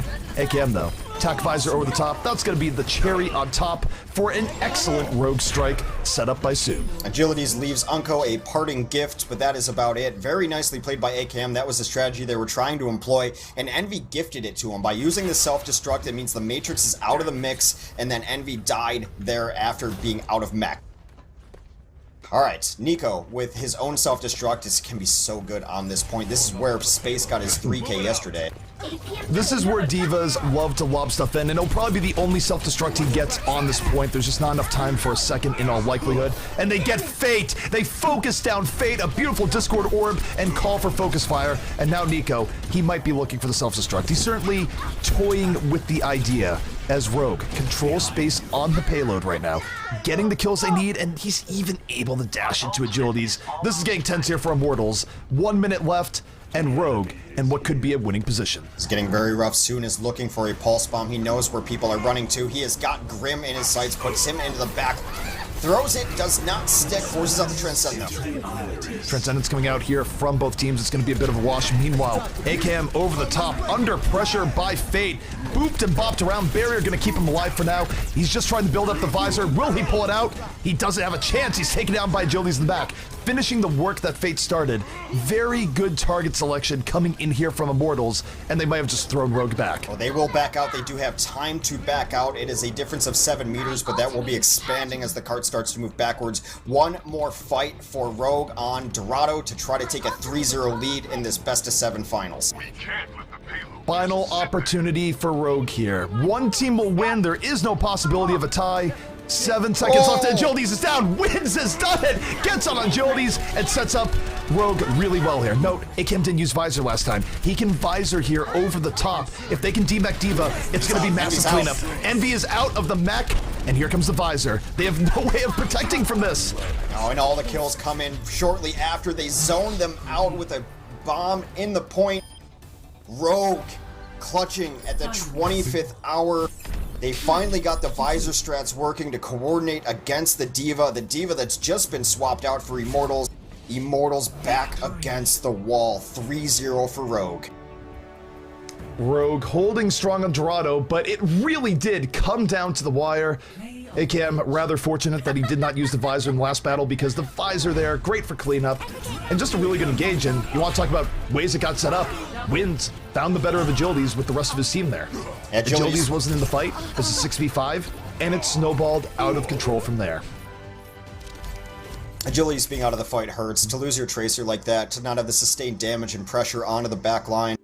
And then it really just makes sure that Soon can't be checked, that no one can chase him around, he can run wild. Well, you have to play one map to save your tournament life if you're Immortals. We'll see what they want to go to. Their home It is their map choice, yes, at the very least. Here's the problem, though, longer term. Even if they win their next map here, no matter what it is, let's say they win it, Rogue is probably going to bring them to Volskaya. And Rogue has still looked very, very good on Volskaya. That's a bit of an understatement. Yeah, Rogue has looked dominant on Volskaya. There are 3 assault maps in this pool that Rogue's assault play has been insanity good. Verbo lets us know that they will not be going to an assault map. They will choose to try to save their lives and keep going in the tournament by heading to Lijiang Tower. So, Lijiang Tower, this makes sense. Rogue didn't exactly look like they were lighting the world on fire on Lijiang. And if you wanted to say run Pharah, Rogue has had some issues with it. It's not like Rogue is necessarily terrible at Lijiang, but as far as maps that they might have some troubles on, I'm okay with them bringing them here. I tend to agree with that analysis. They just need everyone to play their best, and I know that's simplistic, but they need big games out of Grim, they need big games out of Agilities. Kariv has to shut Soon down, much in the way he was able to shut Dante down in that 1v1 that they had going against each other. That's a micro battle to look at. It's a tough ask. I do appreciate the bold analysis there. I was going to come out and say the opposite, in that I think that Immortals needs to play their worst. Okay. That's the only way that they could... It's possible. It's a bold strategy, Cotton. We'll see how it works out for. We will. Well, it's kind of like the entire thing where if you go so far in reverse, maybe you end up on the opposite of the spectrum. It's like in Civilization 2, where you take away so much of Gandhi's passiveness that he ends up going full aggression and he nukes you. Yeah, that's definitely a strategy. I mean, a Tracer that's not moving at all is actually hard to hit because you're anticipating movement. So I see what you're saying. It could work out for him. I don't think that'll be the case. No, probably not. And if there's any team that can claw their way back from a situation like this, it would be Immortals. They're still one of the better coached teams in the scene, one of the more stable orgs in the scene, and honestly very well run. So if I were to expect a team to find a way through here, it would be them. But Rogue has been playing remarkably solid here today, and they've looked even better the second time around than they did even in the beginning of the day. Arc 6 took them to the brink on Lijiang earlier, and right now it does appear that Rogue is set up in just a double DPS, but that double DPS is not going to be a Genji and Tracer, which is what Immortals is running. They're going to keep AKM on the 76. I like this move. AKM has had himself a good weekend overall on hitscan. AKM is also just a monstrous 76. The only person that I would have at some point put above him would be Defran. Other than that, AKM is really good, especially as far as 76s go in the Western scene, and that's just really quick from Rogue. They get the quick kill, and Immortals, they immediately disengage. I think they want to come back in with 6 before the control point is completely unlocked. Yeah, that is the smart point, but wow, Wins goes down to Kariv, who I mentioned has to have an enormous game, not only on healing, but on damage as well. It is one of his specialties.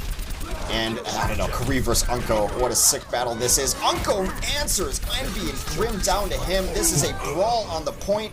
Kariv! It's been all Kariv! Like, let's just be clear. Kariv has been getting every key kill here where, you know, like I said, imagine that there's a little sign on the IV here, and the IV just changed to RY, because that is the mode he is in. AKM had a lot of space to work with there, and yet it just wasn't enough to deal with the contribution Immortals is getting out of their Zen play. And now, Hex, they're going even deeper. Transcendence is up because of how much damage Kariv has done. A very quick Transcendence. That must be how he gets them as quick as he does. That is absolutely the case. Nico demaxed, and they're not even going to try to chase him down. A counter Transcend comes in, but soon a little bit out of the healing light is taken down. They've lost 2 already. They're going to try to chase this, but Grim challenges Unko and wins. AKM down. We can now see why this was the map choice of Immortals. Immortals is playing really good ground control here, but really just high contribution out of most parties involved, especially Kariv. And honestly, in control, you do get to sometimes where mechanical play is paramount. How you win your mini fights, whether or not you do enough to finish someone off, and so far, Rogue has been very much getting struck in all the worst ways. This feels like a street fight, really. It looks a little bit messier than I'm used to seeing these teams play, but I like it. There's a lot on the line, and control is generally a brawl anyway. Agility shuts down Unko. That hurts. They might just dive in off this. I don't think they should. Well, being down Unko there, I mean, I understand that they're Immortals. running out of time, but Immortals that would have been very difficult. Immortals might just chase down and go after it, and they were thinking about it above, but they noticed that most of the team was split up. Rogue's trying to enter here off of getting 2 people up in one direction, 2 people on another. They have been trying not to group up. Fate finds himself all alone and taking down Unko. Killed again. Grim Reality diving in, the blade out right now from Agility's, Immortals piling on. They even throw in the Transcendence just when you gotta be sure to win the fight, and why not? Time is running down. They catch Rogue in that tight area, and now they force out the Primal Rage from Nox, who got bombed, and even with the Discord Orb on him, he's gonna fall quickly. So overtime ticking away, and Immortals striking back hard against the tyranny of Rogue. They crushed that. That was not even close. And when you're running a 76 like that, someone who needs space, that's what Immortals did so well. They denied them entry, ever. They were never able to really even get out of their second spawn door. It's shades of the old tank meta, where you can't even find entry there. AKM couldn't get out, and that's a hero that needs space. He needs to be able to operate in a wide open area to deny doorways. They just denied him entry. Passport revoked. I'll be busy soon. The passport was more than revoked. I mean, they burned it and sent it into the sun. Just to send a message, to be clear. I'm not sure why you'd burn something before sending it into the sun. It feels a little bit redundant, but hey, do what you gotta do. I would agree with that. All right, Pharah v Pharah now coming out. Both teams want to run it here. And I would give the slim favor to Agilities on this. I just feel that he's probably played it more recently. Well, I do tend to agree. Agilities has shown us better play overall in Pharah historically, but not this time. AKM, 2 rockets, 2 Agilities got, and oh my god, Kariv takes one to the face. I want to apologize to the Immortals Nation because I just caster cursed your Pharah, your team, and your chances of taking the point. I don't mind being wrong in that instance when you see Pharah play like that, absolutely crushing it. Now, having control of the point, you get all of this great entry damage for free, concussing back the other team, and the options are to either try to bully your way over bridge, go center with your mobile tanks, or take pack room. I think center is the best option in this scenario. They do just that. Yeah, and Agilities right now under heavy pressure from AKM. Agilities have been used to having more of a gentleman's agreement with other Pharahs, both of them going for the ground, but not this time. AKM out for blood, fighting dirty, but with Soon falling early on, Agilities more room to work with here, numerical advantage, and Immortals starting to claw their way back into this point. AKM didn't need to go in there. He did not need to be in the point there. He was doing fine, damaging on the outskirts. They will get resurrected, though, from Unko. Resurrection comes in, but is the fall through there from Immortals? They still have plenty of people on the point. They answer with a sound barrier of their own, and Unko in pressure right now. He's going to fall. Grim Reality finishing the kill, and Immortals, Resurrection or no Resurrection, they are continuing with a dominant performance at the point. Now they just got to flip it. Well, they are still stalling out a little bit. They rezzed sound barriered and lost 3. That is not what you expect to happen in that situation. 2 of them died before the sound barrier could come down, so a great response to that resurrection. This is one of those cases where I think Unko might be the one who initiated this of get me off the ground, because he got abused by Grim last round on the ground as Zenyatta, so maybe he just wants to feel safe in the sky. They used their res, it didn't get them what they wanted, and Kariv will have his res for the next fight. Nico right now is considering using the anti-air diva option, but soon, gonna fall immediately. Tough times here for Rogue as they try and get back in, and again, you see Rogue do this a lot where, unlike some teams, Rogue doesn't always double down when they lose someone. They will wait back to have a full 6, and that's what they're doing right here. They don't want to go in, soon dying, just completely change the dynamic of that fight for them, but he's back in, and now they're gonna consider the go. Pulse bomb moves, does not connect. Does not, but it does distract for a moment so that they can come in. Self-destruct comes over top, takes out Agilities. That was so long range! How does that even hit at that point? But it does, and AKM is right there in the follow-through. Verbo trying to stay alive, can't wall ride his way out of that one. The important part actually is that AKM did follow through and was able to take down Kariv, who was holding on to Resurrection. Resurrections are now equal. AKM with 100% on his barrage as Rogue has taken it back in the lead, 70% just about and counting upwards.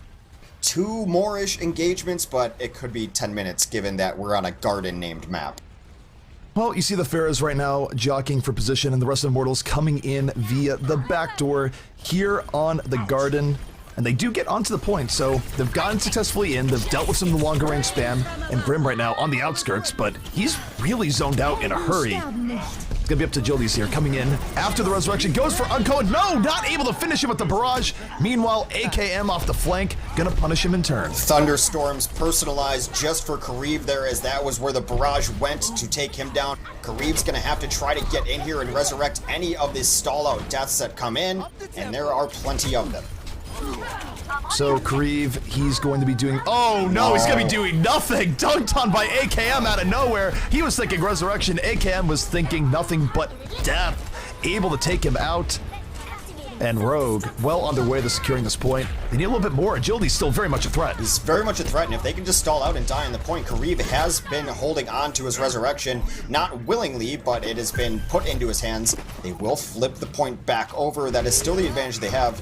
Man, I gotta say, I underestimated AKM's Pharah. This has been a delight to watch, and he has definitely gotten the better of these exchanges. He's been crushing Kariv. He's better than he was yesterday. Yes. Period. Point blank. It is a level up in skill coming in from AKM. I don't know what sort of hyperbolic time chamber he went into, but it's been great to watch, at least for this round here.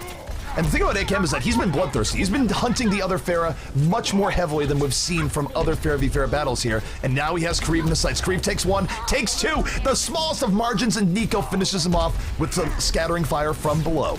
Yeah, Nico actually boosted in just to get a little closer to finish off those small hit scan pellet on the other side of things.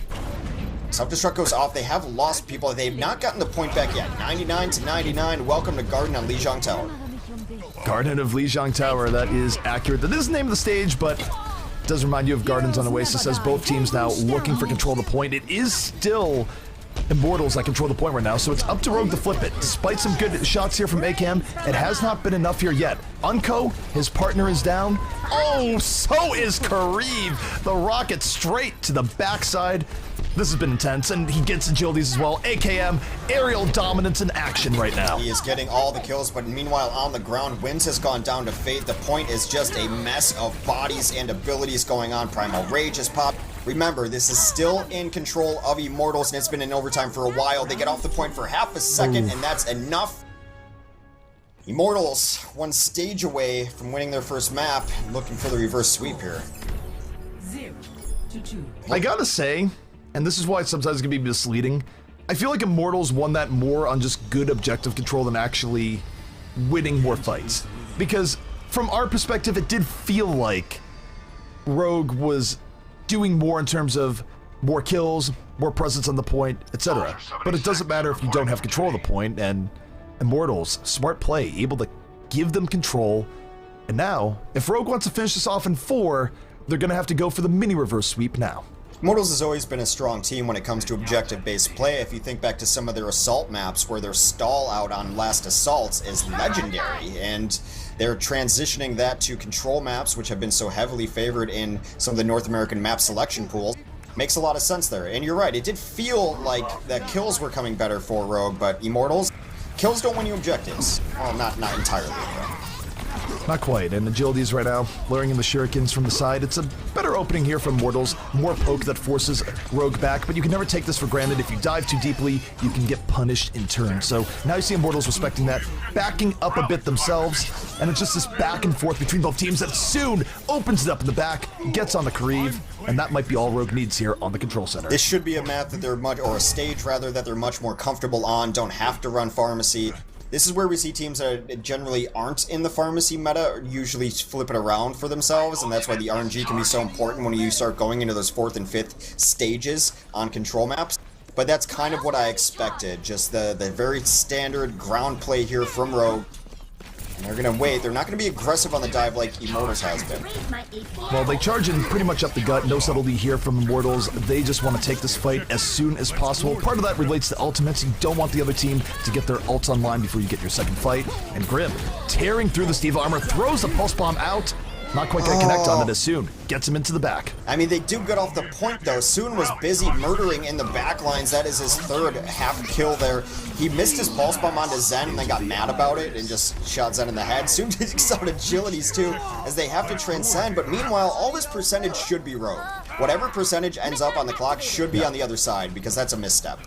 Rogue should have kept control, and it kind of goes back to the point of last round where even though Rogue felt like they were doing a little bit more overall, it didn't reflect in the actual score of the map. And here, Immortals has been getting wrecked in most of these fights, but they have more than they arguably should, and that's because Rogue made a little bit of positioning here. Now, Agility's coming in with the Blade Hex. Agility's trying to get something going. Grim, meanwhile, has taken out Uncle while this Distraction Blade is in effect. Agility's gets nothing except death for it. Pulse Bomb misses yet again, but they have to win this decisively to take the point back. They're on their way to doing just that. Some stalling coming from the side of Rogue. Rogue right now looking for time, and it is going to be Nico on the Diva. Still in and around. Does not use the self-destruct there, as it would have been silly. Immortals will retake the point. But Rogue, this has been good for them so far in the control center, and Immortals, they're actually going to take this defense rather aggressively. This has been their style, though. They've been wanting to play more aggressive on their control defense, especially. You saw it on the first stage of Lijiang as well. Soon's on the flank. Soon is on the flank here, completely separated from his team. He's looking for back line, but they're just walking away from him. Verbo's actually going to take the fight to him as he notices some percentage points going up on the point. But it doesn't matter, everyone else is dying. Nox gets a kill. Soon can't do this by himself. No. I think he thought he would get a more exposed support there, and wait. Lucio is chasing him down. Verbo is out for blood. That is a brave Lucio to go after Soon to this extent, as Soon is actually just back to the corner and gets Grim. What in the world? Alright. The trap has failed. Immortals was hunting Tracers, and Soon was actually hunting them. Oh, you're stuck in here with me as he forces Kariv also to transcend. Verbo now in trouble, taken out, not into the Divine Light. Stick comes in, and maybe Soon can do this mostly by himself. He opened the fight very well here for Rogue. Well, that was pure greed from Immortals and trying to take out Soon. They thought they had him trapped, not quite. And yeah, despite the opening, they've done a decent job pulling this one back. Grim on the respawn, out for vengeance. Still though, AKM is here, has attack visor up. Verbo just barely getting away for a moment, but it won't be for long. The visor is out, but it gets blown up. Grim is there with the deny. This is very close. Well, I've just been on the Soon cam for a while. It's been entertaining, but eventually Fate will take him down. Agilities with a double blade. Desperation transcend rolls onto the point from Unco. Desperation being the key word.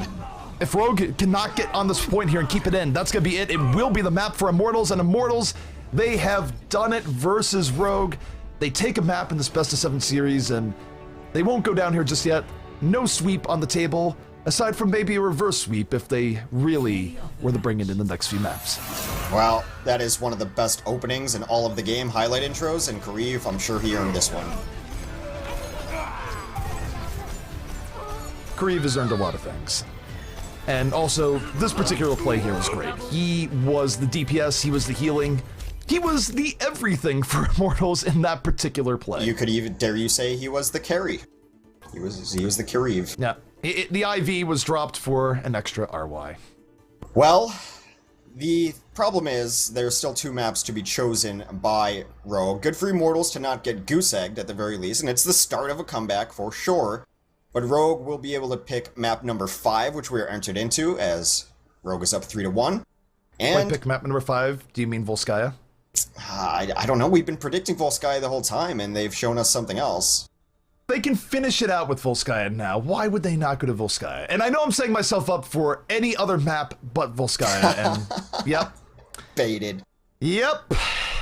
I walked into that one. I have no excuse because it's going to be Route 66 Hex, and why do you think Rogue is bringing us here? They're 6-1 on it recently, and they're very good at it. It definitely opens up for dive for them. And their defenses at last have been clutch. It reminds me a little bit of Dorado, where that defender's advantage, they've just been able to win fights that they shouldn't in odd number situations. They're just very good at this map overall. They're very good at Escort. Escort is their best mode. They're like a 90% win rate on Escort. That is a good reason to bring it to Route 66.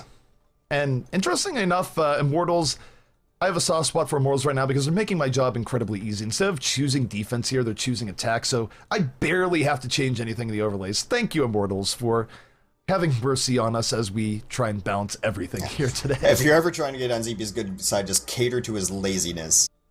Okay, is it laziness or are we multitasking hard here? Like, I will fully admit to being lazy in good times, but I don't know if production day is one of them. That's very true. When we were handing out mortal sins at the dinner table during one event, everyone got one, and then I chose sloth. I feel that. That's your sin right now. My deadly sin is gluttony. Yeah. And I own it. That is true. True. Well, Route 66 actually for Immortals, they're 4-0 on it recently as well. So it may be not a super hard counter pick, but I guess play the map that you like the most. And like I said, 90% win rate on Escort. There's something about this map mode that they really enjoy. Immortals will play offense first. That was their choice. I wonder if there will be Sombra strats. We've seen varying success and varying teams run Sombra. Given that... Alright, so Unko is going to actually come out on Ana for their defense. This is their defensive setup that they run on, well, sometimes on Dorado as well. A little bit more distance for the healing. Unko has hit nutty sleep darts on this map in particular before. Offensively, I don't think we're going to see a whole lot of difference. It should just be a pure dive comp from Immortals. That's what I expect coming in from Immortals, and I will note here and just draw a fun point of comparison to, say, what we saw in EU Contenders, where even a team that can run a really good Sombra like Rogue, they're not putting Unko onto the Sombra in this case. They don't like it on the early part of Route 66, some teams do, and it's just sort of the variety you do get in different defensive setups right now in Overwatch. I would love to see an opening Widow, but I don't think it would be Verbo who did that. Odd that they're not on a Hanzo to check the train, but... Verbo reminds me a lot of Kai Kai with his early map picks, where Kai Kai always liked entertaining the idea that one day he could breathe free and be a Hanzo, but not gonna happen. Never really happened. They actually won't run the Then Hanzo he became here. a coach. They won't run the Hanzo to check the train. It's become standard practice here on Route 66. Don't want to get train wrecked. That was Rise's bread and butter. Of course, Rise now gone, but speaking of things that are gone, soon opening up here with the early kill in the Jildies. Jildies diving perhaps a little bit too far, and Rogue, hot pursuit right now, pushing right back into Immortals.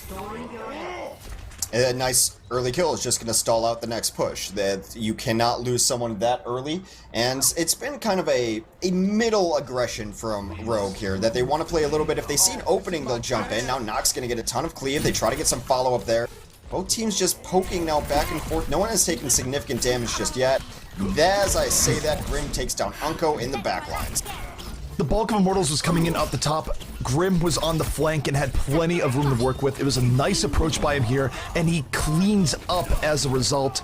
Really good stuff coming in from Immortals, and Grim making maximum use of the space that was given to him.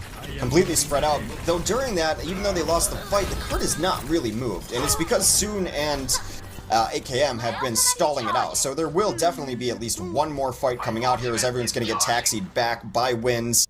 Agility is hiding in a pretty sneaky spot here. Grim's hanging to it. It's the welcoming committee on the ramp. Be very, very quiet. We're hunting Rogue.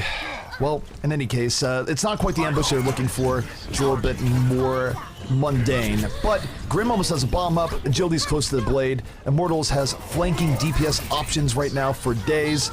And you take a look at Agility's. The Transcendence is out. Will he combo with the blade? Not quite yet.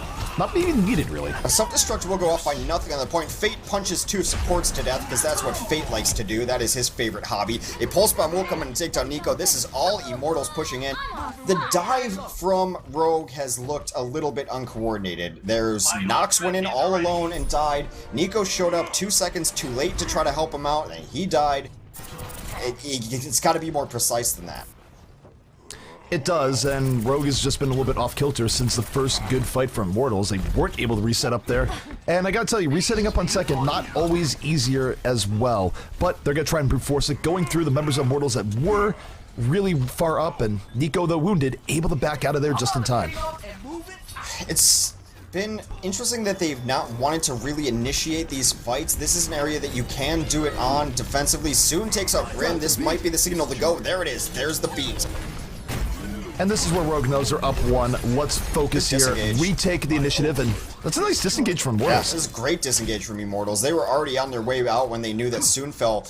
It is kind of predictable that that's what Rogue likes to do. When they get one pick, that's when they start going in on defense, rather than just throwing at it and hoping it sticks anyway. Soon in the back lines here is harassing Verbo. He's got Pulse Bomb.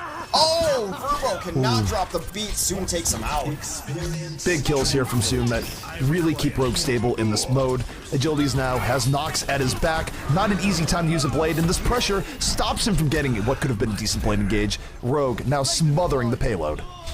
Nox will punch 2 people to death again. Did they buff Primal Rage or something? I swear I've never seen so many kills with it. No, Winston's have just gotten good. Alright, good. Well, that's... It took a while, but here we are. Also, speaking of taking a while, Envy really tried to get to the edge here. Oh, look at that! Bumper cars! Diva, will you get to the prize? She's trying, and no. Death by the cactus. Sounds like a terrible Western movie. Soon is... I mean, why would you be dying to the cactus? It's just like this desert shrub that has spines. Well, what's wrong with you? Yeah, well... It looked like it wanted to high-five. That's the ultimate pose of a cactus. They always look like they want to high-five. That's the way they get you. You just can't resist high-fiving them. Well, in any case, Immortals, plenty of ultimates going to this fight. The barrier is out. It doesn't hit Agilities. I don't think Agilities minds, though. 2 quick kills coming out, but Nico into the backline himself. That's the equalizer, and if Agilities was thinking about saving a blade, he might have to think again. All supports are now down on both sides of things. Ultimates will still come out. Agilities is down to Nox. A Primal Rage had come out from Fate as he looks for punching targets, but DPS, well, Nico not going to be able to get away. Fate will collect his pound of flesh as Nico and Soon fall. Now the retreat has to be on for Rogue, but the retreat's not quick enough. The reinforcements come in really quickly here for the offense, and it turns around a fight that could have been tough, but Hex, let's talk about Rogue's defense here. This has been a much bigger resurgence in Point B for them compared to what went on in Point A. Yeah, Point B has been difficult for a lot of teams to hold, but even just the stall that they've put out here has been more impressive than we've generally seen in the most recent iterations of this map. They're trying to get out through the door. They will successfully do so. Barrier comes in. Now time to get aggressive. Barrier is out, Transcendence is in, Immortals out for blood right now. Agility's deep diving. 1 support. Is it 2? It is.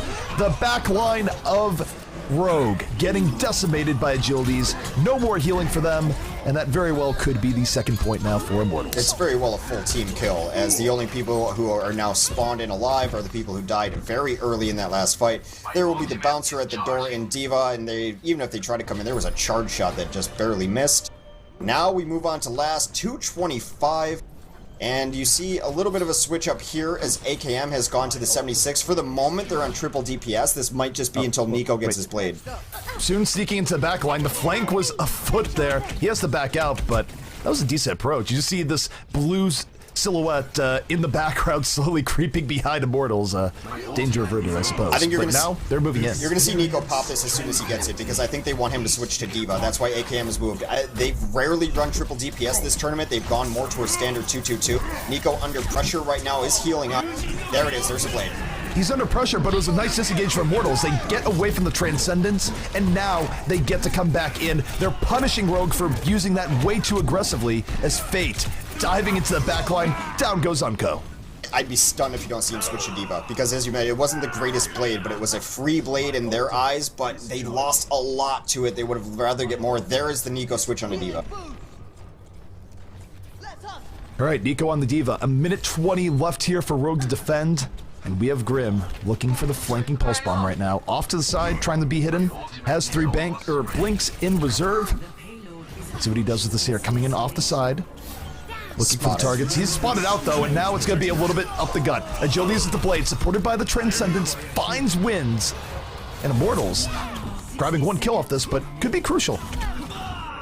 This is actually, though, where Rogue has been better than most teams, as they're stall out towards last and flipping points back over in their favor. And Nico comes to life, takes down Fate. This push is over. They need to regroup if they want one more. The stagger will come in on Envy. Verbo's going to try to come in and taxi her out, but Envy just going deeper and deeper. That was a mistake. Should have gone back. Yeah, at this point, I mean, I get that he's looking for death, but he actually has just self-staggered himself. Congratulations, you've played yourself. Farewell, Envy. That wasn't great. That actually is very not great, because now Rogue, they have plenty of ultimates up, and they can get really good positioning for what should be the final fight. Well, Envy could redeem himself with the best bomb of his life soon, sneaking around looking for the engaging pulse bomb, trying to end this before it starts, sticks it. Fate gets very low, but it's not enough to get him down.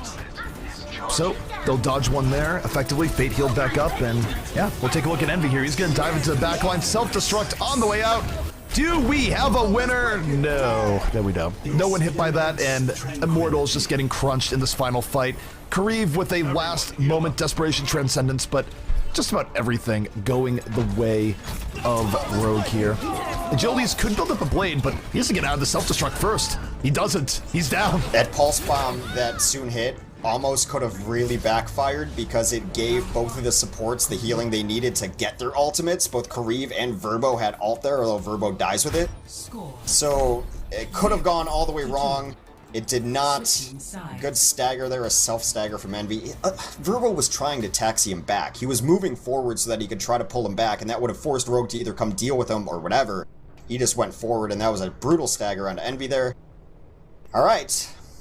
Rogue, if they complete Route 66, they win the tournament. Simple as that. Rogue, the masters of their own destiny right now, up 3-1 over Immortals.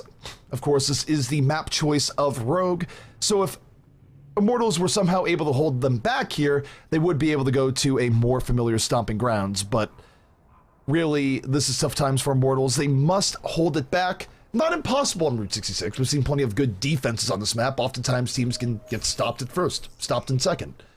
But if Rogue is able to get any form of momentum here, it will likely lead to their victory.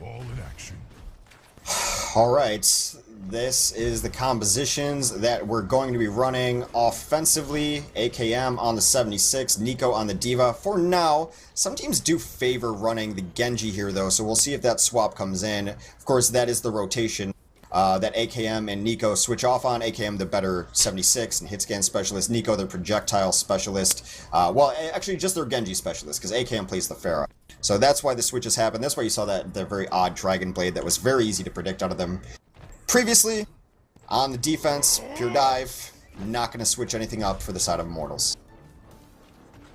All right, Rogue on what could be their victory attack here.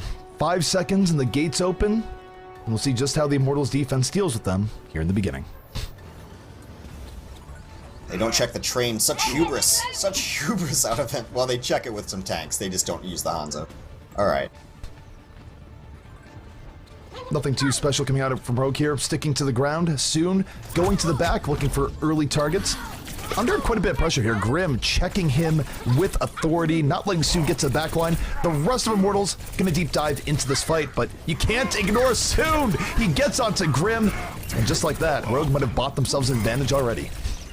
That is a couple of quick kills. In fact, both tanks now out of the mix. The dive going all the way wrong. A beautiful catch there by Rogue. And Rogue used to be a more aggressive team, but one of the advantages of being one of the four fathers of dive and kind of making it your own is you understand how to counter it. You understand how it works on offense and what doesn't work on offense. And they've been catching dives very well most of the day.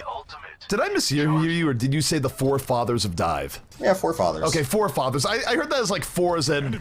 Never mind, it's been a long casting day. It's just like, who are the other three?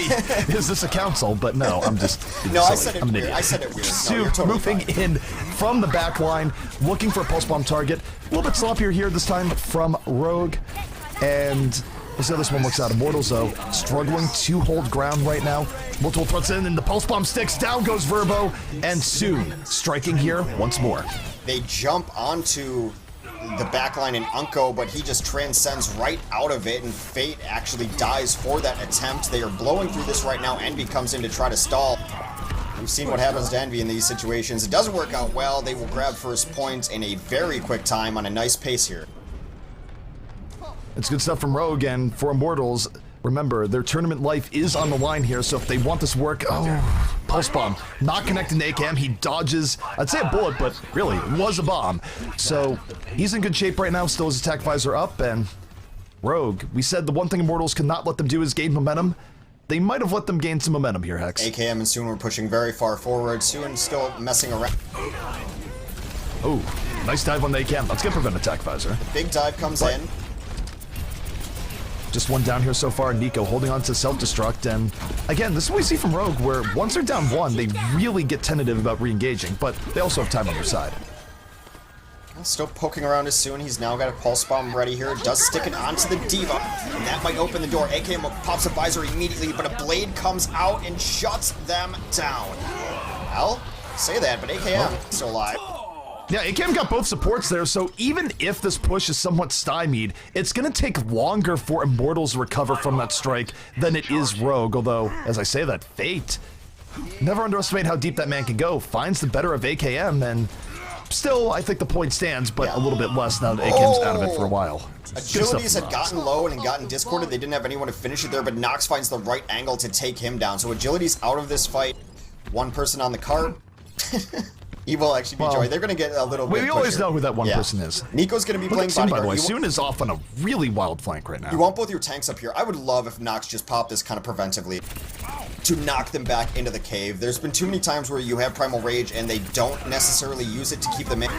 Not going to do it this time, as some people snuck up below. That's fair.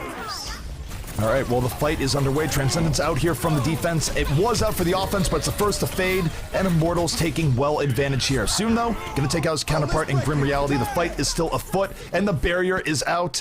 AKM, though, was out of the fight relatively early. Not going to be able to participate. We are all tanks and Tracer now, as Rogue brawls this out to try and take this fight. Nox with great patience. He was being knocked around by Fate in the room, but he waited till the last second to pop his Primal Rage. Is going to keep him alive just a little bit longer. He does take a pulse bomb, but takes to the skies with it to keep his team alive. Meanwhile, AKM has done a world of damage. AKM comes back into the fight, better late than never. Might have died early, but came in strong late. However, the contribution, not enough to cleanly get out, and Agilities right now, looking to finish his plate, lets the prey go away in the end. DPS ultimates are going to be the name of the next push. Agilities has his, of course, Kariv is on fire, because that's how Kariv rolls. But on the other side, Soon and AKM. They've got an initiating Pulse Bomb. Soon's going to be lurking around the backside looking for that. And I think they're going to try this again, where Soon Pulse Bombs the Diva, and then AKM tries to open up. But Verbo puts an end to that Soon plan. was on the flank. Didn't quite work out. It was immediately bopped. And now look at how aggressive Immortals is, rushing right back into Rogue. They do not let them get out. They put an end to that push right away. But Soon's gonna go to the well again here. You took take a look at where Soon is right now. And he's still going away from the team, looking for the early pulse bomb opening, and forces the Transcendence at Kariv.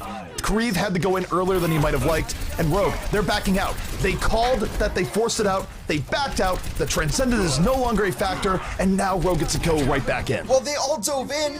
Look what's happening with Soon. He's pushing the cart. He took down the Lucio in there as well, and now here's the greeting party for the retreat.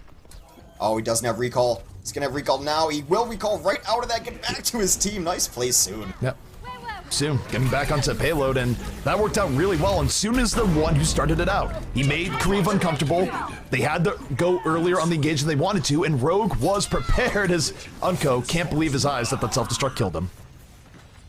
Well, it's fine. You'll get over it, Unco, because your team is now crushing it. 2 minutes and 10 seconds to finish out Route 66, all off the back of Soon forcing the Transcend, and then cleaning up the rest of the cart as the welcoming party for the retreat. Just great individual play. It's been a better day for him than it was yesterday. That is absolutely for sure. Pulse bombs and blades on the side of Immortals. They're going to get aggro. They come around the back. the Transcendence forced to have Unco there. It was either transcend or die. It's a nice opening for Immortals. The barrier gets laid in after, so Rogue very much all in on this fight. But the fight did not start on their terms, it started on the terms of Immortals, and it's showing in the results right now. This would be huge if they got Rogue to burn both support ults for free, and it is looking like that's the case. Rogue has to back out. Appear to be the case. Kareev will have Transcend up much quicker than Unco. 90 seconds remain, and given the position of the cart, this will have to be an overtime push, I believe.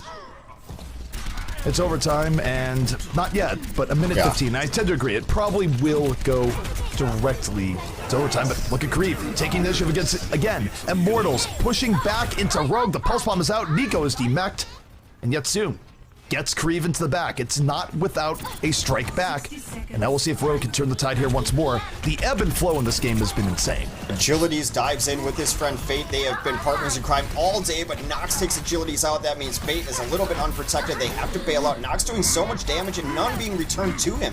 The dive comes in moderately. Fate now out of this fight. Momentum firmly in Rogue's hands. And look at AKM, he has so much room here over the top, plenty of sight lines, attack visor in reserve. Soon might be doing the work right now, but AKM is the threat going into this final fight. They will have to use barrier early on, and that only works to some extent versus a good visor, so it all comes down to this. One final fight, will Immortals stay alive, or will Rogue be your beat Overwatch champions? We're about to find out. The barrier is underway, and here comes AKM. Oh, they got the D.Va out of the fight. The barrier is on AKM. He does start down with the tactical visor, doing a lot of damage. Forces Fate 2 Primal Rage out of it. Really only got Envy in that fight. Now soon challenge Kareev. It is not a great idea. Overtime Soon is down. They still have to bring it 1.9 meters, and Immortals is fighting this right back. They refuse to go down right now, and Rogue on their final legs on their map pick on Route 66. Overtime fades away, and Immortals not going quietly into that good night. We are heading to a map number 6. Immortals. Gotta be feeling a little bit now that they've got it going. They've taken 2 map picks away from... Wait, no, they picked Lijiang Tower. Never mind. Anyway, this Immortals team is coming back with a vengeance, looking for the reverse sweep. 3-2, what was once a 3-0. Play of the match for Soon, as he did a lot of work on Tracer. This is a shutdown play of the game. Also, how tense it was there towards the end. I mean, the back and forths between the two teams. Rogue thinking they're on the verge of grabbing it. Immortals able to claw their way back in. Well, sound barriers from wins. There's that. I mean, but the ratio there is really good. He gets most of his team. He's not just a cart pusher, is what I'm saying. Whew. Immortals map pick. Oh, what do we think here? I mean, we're running out of maps, is the thing. We've played Kings, we played Hollywood, played Route 66, played Dorado, played Lijiang. So we have Ilios, Volskaya, Temple, and Hanamura. At some point, we're going to go to an assault. I think that Immortals probably takes Ilios. I mean, do you never want to fight? All right, it's going to be Temple of Anubis. All right. Well, Anubis is where we go here, and so that means, realistically speaking, if you want to predict Rogue's map choices and based on what they have, you'd think that if they do lose Anubis, the final part would be Volskaya, based on just any sane evidence that we have of how these teams think. Yeah. So Hex, what we have here is a situation where this tournament will be decided on Assault, and that means we're going to be seeing a lot of Sombra. Well, I mean, we haven't picked Rogue's map right yet, but I cannot imagine they'd go to Ilios. Like, that seems really far out of the boundaries of smart possibility, because they've struggled on Ilios. They have. Alright, so Rogue will play defense first on Temple of Anubis, 3-2 in the Beat Overwatch Invitational. Immortals versus Rogue, and it looked like Rogue was going to roll through. Immortals, this team has a lot of fight in them. A lot of fight. A lot, and I think Rogue thought that they'd be done with this earlier with how the series started out, but Immortals has been adapting, they've been changing over the course of the series, and Rogue, they need to find whatever gas they have left in the tank here, because Anubis is not necessarily their jam. It's probably going to be better for Immortals, but see what they can do here. Alright. There's some chat going on here. I don't know. I mean, Anubis... Let me look at my stats here. I don't think Anubis is a good map for Rogue, to be honest. It's their worst assault map. I want to say... Yeah, they're 0-2 on Anubis. Volskaya, they're 2-0. Hanamura, they're kind of whatever. But it's been difficult for them on Anubis, so maybe it's a counter pick in that way. Could be. I mean, it hasn't really been a great assault map for them, and I think part of it is that Unco, while great on Volskaya, does not really have the same caliber of Sombra games on this map. Doesn't play it nearly as aggressively, doesn't have as much room to play it as aggressively. Immortals, in the stats I'm looking at, is 4-2 in the last 3 months on Anubis. So, I mean, it makes sense overall. I may have preferred Ilios. May have. Well, this is tense, because if you go into this, it does appear like Immortals will have a bit of an advantage, and if they were to win this, we would be going to a 7th and final map in the set. That would be... We haven't seen that too often here in Overwatch. It has happened, but it's a rarity. I mean, this tournament has been just amazing. And while we have a moment of downtime, while Rogue goes out, I'm going to do this one real low-key. But this tournament's only brought to you by AMD, Overbuff, Corsair, and Faceit. If you enjoyed this tournament, please consider giving them your patronage. Help them out. Look at their products. If it's for you, then use it. If not, not. AMD, of course, makes hardware, make processors. You know AMD. Overbuff does all the data and stats on Overwatch heroes and players. You can check out a lot of info. Corsair is going to give you some gear. Exclamation point Corsair will tell you how to do that. Mouse pads, headsets, keyboards, mice. And our friends at Faceit, if you're interested in tournaments, they have great platforms to run tournaments, to participate in tournaments, and they'll give you some prizes. Thank you, everyone, for tuning in. We are still waiting for an end to this tournament, 3-2. It's been a good one, and only possible by those people who provide the platforms and the prize pool for these teams. I'm going to note here that this tournament, the phrase of the tournament has been reverse sweep. Let's not forget that if Immortals takes Anubis, they will be on the verge of the reverse sweep. Yes, they will be. So, and honestly, it's really great. There was a time in Overwatch in the past where the more favored team would just stomp right through, and even in a situation like this where it did look like Rogue was going to stomp right through, Immortals has opened the door to what would be one of the best comebacks in Overwatch history in terms of tournament play. So, we might be making history here tonight, Hex. The good kind. We very well might. Hold on a second, I'm just looking a stat up real quick. Well, while Hex is looking up the stat, what we are looking at here is the Rogue defense heading back out, and we're going to be seeing Unco popping out with the Sombra here, even on point 1, where he's gone back and forth on whether or not he wants to do it here, but it will be the early defense Sombra. And we'll see if he can channel some of his Volskaya mojo this time around. Yeah, I thought we saw this yesterday when Rogue and Immortals played, and Rogue did win this one against Immortals 2-1. They did not give up a last point capture. So that is the most recent history between these teams on this map. But Immortals must have just liked this map better than the other ones that they had the option to go with. And that's why we're on Anubis here. Unco on the Sombra, of course. Well, clearly Immortals thinks that there's something they can exploit here against Rogue. Otherwise, they wouldn't have brought it here. Admittedly, the map pool is getting rather low. Could have been the lesser of evil situations. Certainly not Volskaya that they wanted to go to, but hey. We are getting into it. Alright, so Kariv does flex onto the Widow. That's something that he has been known to do for this team, especially opening up on Anubis. Fate very low, Fate down. Fate down already. Kariv looking to perhaps be an equalizer here. Had a clean shot on wins, but not able to convert. Ends up deflecting back into himself, and Unco is there in the punish. So the Widowmaker opening here from the offense, not quite what they were looking for. Doesn't mean that Kariv won't go to the well one more time. A very aggressive translocator to pop up there, take down Kariv, and then come back. Kariv is staying on this Widow. We'll see if he can get something done, but now that they know it, they should be in better position for it. Unco 80% on his EMP already. Unco's been really aggressive here, and he will have the EMP up for the next fight. The one thing, though, that can make that a non-factor, Kariv, if he gets some pickups here. Oh my god, Rising leaps up. Winston is there to greet him. That is service in the denying you anything you want to do type of way. And oh, they go into the upper room in an uneven fight, and that goes very poorly for Immortals there. Rogue coming out really strong in this first point defense. Might as well go in on it. You've just had the early kills twice now, and already burned a lot of time off this clock. Unko just knows exactly how to get his ultimate up, already at 25% after using that. This might be a time where they need to rely on Soon to hit a pulse bomb to end it, though. Give Unko the time to build his ult. Unko down. Well, Unko is already down, but Nico, a blade of his own before Agilities can even unsheath his blade. Nico going wild right now on this point A defense, and Agilities, I guess, he's hoping no one notices him on the point, but not going to be his round here. Didn't even get a chance. Soon ended up pulse bombing himself. I'm sure he hoped no one would notice. I see you, Soon. I see everything, Soon.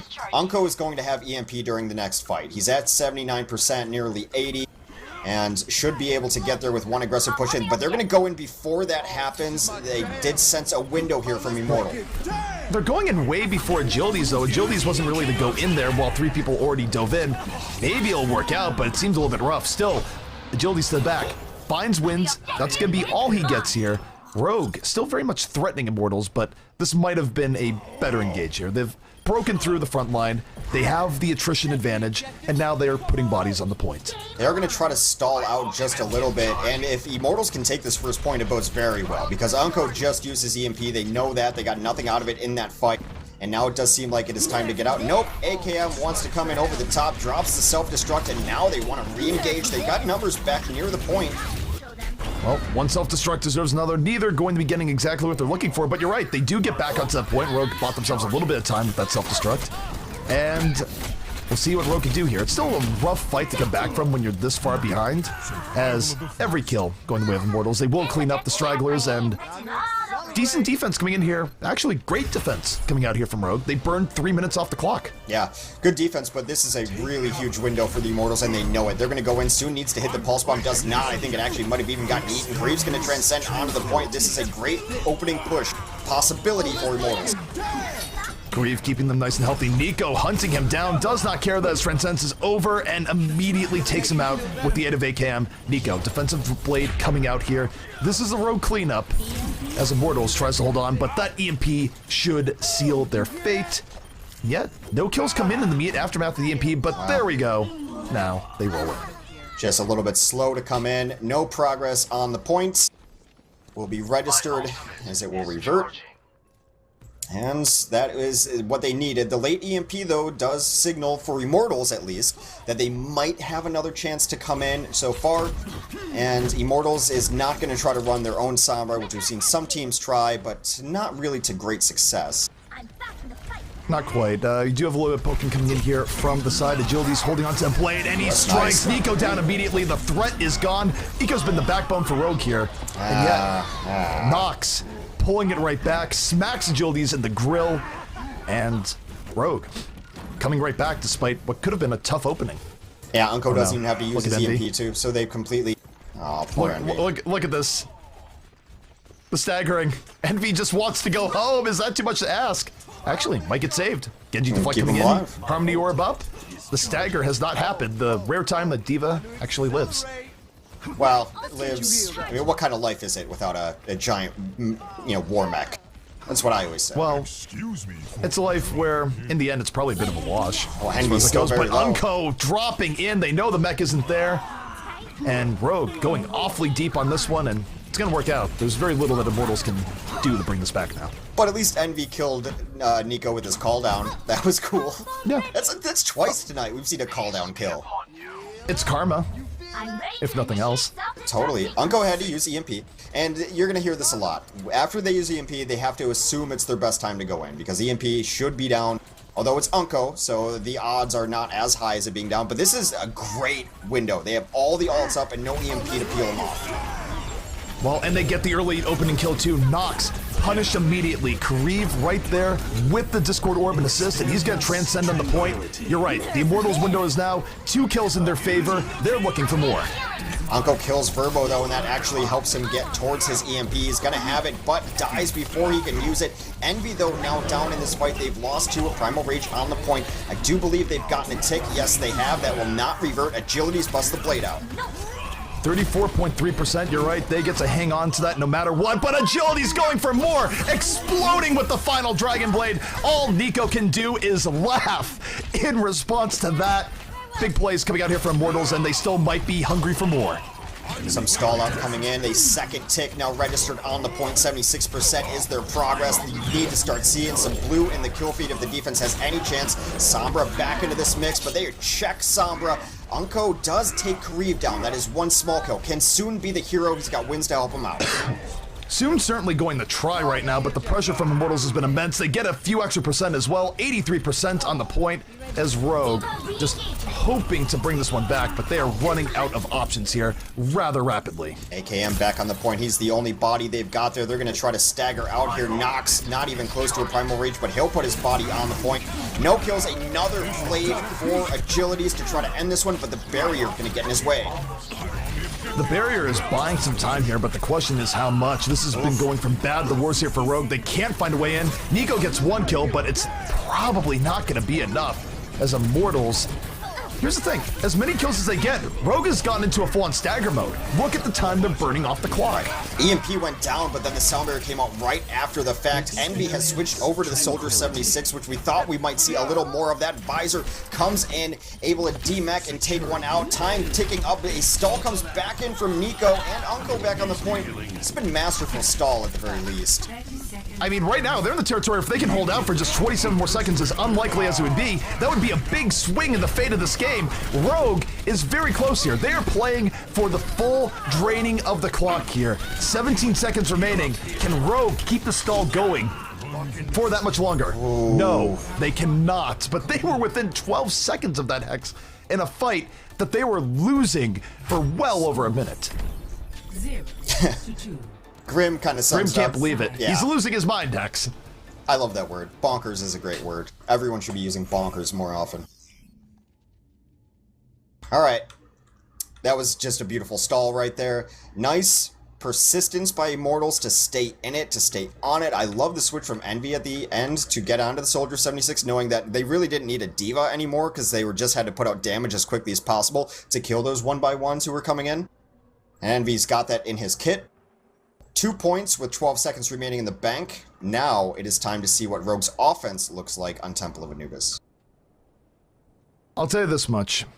I hope Rogue's offense, for their sake, is better, because they do not want to be in the receiving end of the biggest reverse sweep in Overwatch history, and yet, that is what Immortals might be doing, and, you know, I know these are just associations we like to draw, but wouldn't that be living up to the name Immortals at that point, to live through this situation of any situation, when you're down to this degree, and yet you're bringing it back?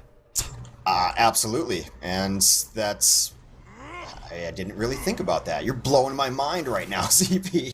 That's what happens when we've been casting for many an hour. I think we're entering into hour 8 of casting here because the games have been so close, the series have been going so long.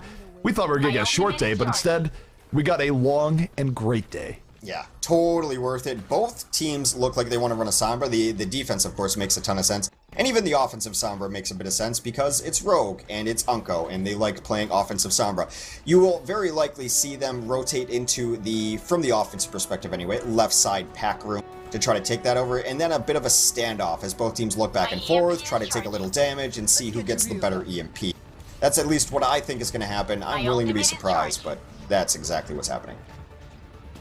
All right, the offensive Rogue setting up right now. They will be running the Sombra on the offense, and they all go into this left pack room right now. Togetherness is the key, at least for Rogue right now. AKM barely escaping death, heavy poke almost sealing his fate, and soon is going to fall. Never forget, Kareev tends to be pretty bloodthirsty. Yeah, he does go for the kill. Kareev, some great aim on a support hero. You've seen it on his Zenyatta, you get to see it on his Sombra now. Both teams just camping packs at the time. Kareev much further ahead of Unko, and they might just force the issue and go in with this. Unko's on a radical adventure right now. Yeah, I don't know. We've seen this before. It was actually Dogman that we saw this from, so gets the hack, and that's what he was going for. Goes back to his team after getting the hack, but now he gets hacked in turn. Don't count your chickens before they hatch. Envy with a big play following up Kareev's EMP.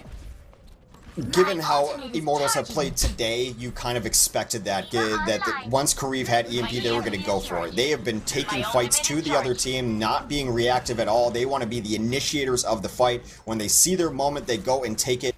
And Kareev already catching back up to Unko again in EMP. It's going to be 2-to-1 advantage EMP-wise. Well, Kareev living up to his carry moniker right now for sure. Rogue coming back in here once more. They do have one upside. The blade is on the way. Nico looking towards people that would stymie him. Sees Fate in the corner. The rest of Rogue going up the gut, and they take down Kareev. There will be no EMP this time. He had it, wasn't able to get it off in time. And now Nico looking. 4 targets here on the floor, and this would be really big for Rogue if they could get through this without using the blade hex. Well, 2 down already. We'll see what ults are used on this defense to try to keep Rogue from taking the point. It is also Immortal style to know when the fight is over, and they know just that. They're not going to burn any of their defensive ultimates. They've got 4 of them banked. Again, it's going to be the story of EMPs as we go into the last point. 5:50 on the clock for the Rogue offense. This is a tale of 2 Sombras, because you look at the fall through that is behind the EMPs. Barriers and blades. If Unco can get a good EMP off and Nico is there for the fall through, that could be tournament winning here for Rogue. Likewise for Immortals in stopping what is sure to be a quick push. Unco diving in, gets the EMP off. Nico, where are you at? The blade is coming in, goes in on a buried agilities and gets his man. But remember, Rogue is on the attack. They still need more than this, Hex. They absolutely do, but there is Fate very low in Unco's sights, but unable to finish that kill. This is Immortals. Immortals is holding. No problem. Immortals, they weather the storm, and it wasn't a bad opening per se, but it wasn't enough. You need to get more people to EMP and Blade. Just getting your counterparts, not going to be there. But I'm gonna note here, Kareev almost has another EMP. Yeah, he sure does. He already has it. It does speak to my point earlier, though, today, that post-EMP, both teams got barriers off. Supports are getting much better at playing around EMP. Much, much better. They are, but look at Zoom right now. Coming in on the flank here with his Sombra and Unco, looking for a pulse bomb target, and not great targets available as Kareev on the other end drops the EMP. Immortals diving in. Fate getting his men. Grim right there with him. And Kareev crushing this Rogue push with another well-timed EMP. The window for Rogue is now, even though they may not love how this window looks. But it's their EMP window. They're not going to have a whole lot of other alts. AKM, very, very low. Has to be careful. Cannot die right now. Because during this EMP, he could be able to get his own Death Blossom and maybe shut down Kareev before it works. They know how these timings work. They play enough of Assault to know. Well, don't forget that it was actually on Anubis earlier today where AKM shocked Immortals with a really good Death Blossom to end the game. Immortals, right. I mean, they have dealt with this exact situation before. But Kareev almost here already. God, EMP getting set up. Unco flanks to the back. The EMP connects, hits at least 4 people. Rogue with a big opportunity here. Let's see if AKM is able to do enough. They lost Nox though, and the counter EMP is out. The window might have already been slammed shut. Kareev gets a couple of kills. The Blossom will take down Envy out of mech, but that is it for AKM. Unco gets in there. They have gotten a tick onto the point. Nico wants a little more. Diving after Kareev. Him and Soon are on the point. They look for a little more. Grim jukes his way out of the blade. I'm out of here. Are they still staying in? If they're staying in, stay in. Yes, they get the reinforcements from Nox. Selfish Sombra there. Nico's like, where's my health back? But he does get the health back in time. The barrier is out, and Rogue not out of this here just yet. Continuing pressure coming in. Immortals on the back foot as Rogue finding their window, taking them down on the point, and this could be a take by Rogue, putting them on the path to finishing out the Beat Invitational as champions. Teams have adjusted their style for Assault Last, where it used to be you lose 2 and it's over. It depends. It's not just a full-on over now, because if you lose 2, but you get a couple of your own and you can stall out and you've gotten good progress. Since teams are running dive composition, which is notable for its ultra mobility, people can get back to the point faster, which is why you saw the disengage as Nico fell down and Soon just waited off the point while there was a little bit of progress there, because they knew Nox was coming back in. They knew the reinforcements were there. Wins was going to taxi people back. That's exactly what happened. There has been a different style adjustment on Assault maps. It's just somewhat difficult to see. There has been, although I will note that for Nico there, it would have been hilarious if he just got bopped at 5 HP just because you saw Unco take the first health pack. Me first. Well, it still worked out for them. Well, one thing I'm going to note here is that she doesn't really have allegiances, you know? She's not really, you know, she's a lone operative, lone wolf. Yeah, well, I mean, it does fit with the lore. Unco is also a role player. Today we learned. Totally. One thing I want to note here, Hex, for the defense is that Rogue had a very good first point defense. It took 3 minutes for Immortals to get in. If Immortals puts up a similar performance, this is going to be Rogue taking the map and the championship. Immortals needs to have a much better first attack here. They simply don't have time to play around. They've got to be aggressive. Not time to play around means that Kariv cannot play Widow. It's just too risky. You absolutely have to run your first kind of instance, your instinct to go here. They were just running pure dive. Onko punishes Kariv right away. A huge kill on this defense. They have to back out. They already have to back out. Onko was so stealthy that we barely even saw it in that case. He was able to get to the back, and that buys a lot of time. That effectively removes one push attempt for Immortals off one Hero Sombra play. Pretty big stuff coming in for Immortals is Onko being a pest, but Immortals has to push forward. They have to ignore this and find a way in. Throw your bodies on the point and hope for the best, but they're getting stymied here in the alleyway. Rogue smothering them at the moment. This is going to be enough. Nox will fall. Onko very low, does get a pack, and that pack also grants him EMP. Now he's just looking for the positioning. Will use it up over the bridge. Agilities is hit by it. No follow through right there as he is. AKM is body blocked, trying to get to it. AKM desuited. Soon out of this. Nico trying to pull it back for his team with Heroics. Only gets one kill. They will capture first point, ZP. That was messy. That very well could have been a nice EMP save for Onko, but the margins go in favor of the Immortals. They will get through point A and get 30 more seconds to go in the last. And Hex, you want to talk about breaking the kings right now. Agilities has the Dragon Blade up for this next push. Momentum on the Immortal side. Agilities, show us what you got. Transcend comes in. Agilities has Blade out. Looks for one target. Gets juked, but gets soon short after. That is the kill they need. It's all just about the progress right now, too, ZP. Getting rid of Soon is fine, though. Soon is one of the people that can really ruin your push with how he plays Tracer. Every kill is going in favor of Immortals. They already have a tick on their way to 2. Grim Reality cleaning up. Agility smothering in and around. Are they doing this with 30 seconds? Are they going to take point B? Hex, they're almost there. The dash through onto Soon. Skull will come out yet again. This has already been an amazing push. 84% on the board, and Agilities looks for more. They will get 100% with 1 minute to push Anubis. What an amazing offense. Ooh. Holy God. Immortals bursting out of nowhere. When it was looking like they would be struggling just to get a tick on first, they end up taking it. They work around Unko's EMP, and ultimate momentum used beautifully to strike deep into the hearts of Rogue. Rogue, they still have effectively 4 minutes and 15 seconds if they cap A to get in onto B, so they're not out of it. But this is daunting. They should have had a bigger advantage going in here, and Immortals stole it right away. You have to maybe, for the first time in his somber career, question Unko's EMP there. Didn't hit much. He didn't have follow-up with him. The targets he did hit were on high ground, and the players that he needed to finish the kills were unable to get there. AKM specifically got body blocked out as he was trying to chase down Agilities, which would have been a good kill for them early on. That is all in the past now. It's always easy to look back in hindsight. Now they have to work on their offense. It's not going to surprise anyone what their offense is, but their offense isn't... It's not necessarily built for speed because they run the offensive Sombra. Right, and it's a case where if they get the first attack decisively, it means that someone messed up poorly on the defense. So I tend to agree. This is not necessarily a speedrun offense from Rogue. There's still plenty of ways that it could work out in that way. But one thing they do have, Hex, is the luxury of time. 3 minutes and 40 seconds for first, and an extra 30 if they do take it right after. Pack's been preemptively hacked. The pack that they wanted in Pack Room has already been taken away, I do believe, by... I think it was also hacked. Hard to tell, anyway. They're into Pack Room. Yeah, it was. They took that pack away from the offensive Sombra. They wanted to push into Pack Room. They know that, scouted it, and now they're into Small Pack Room. They're trying to build around Small Pack now.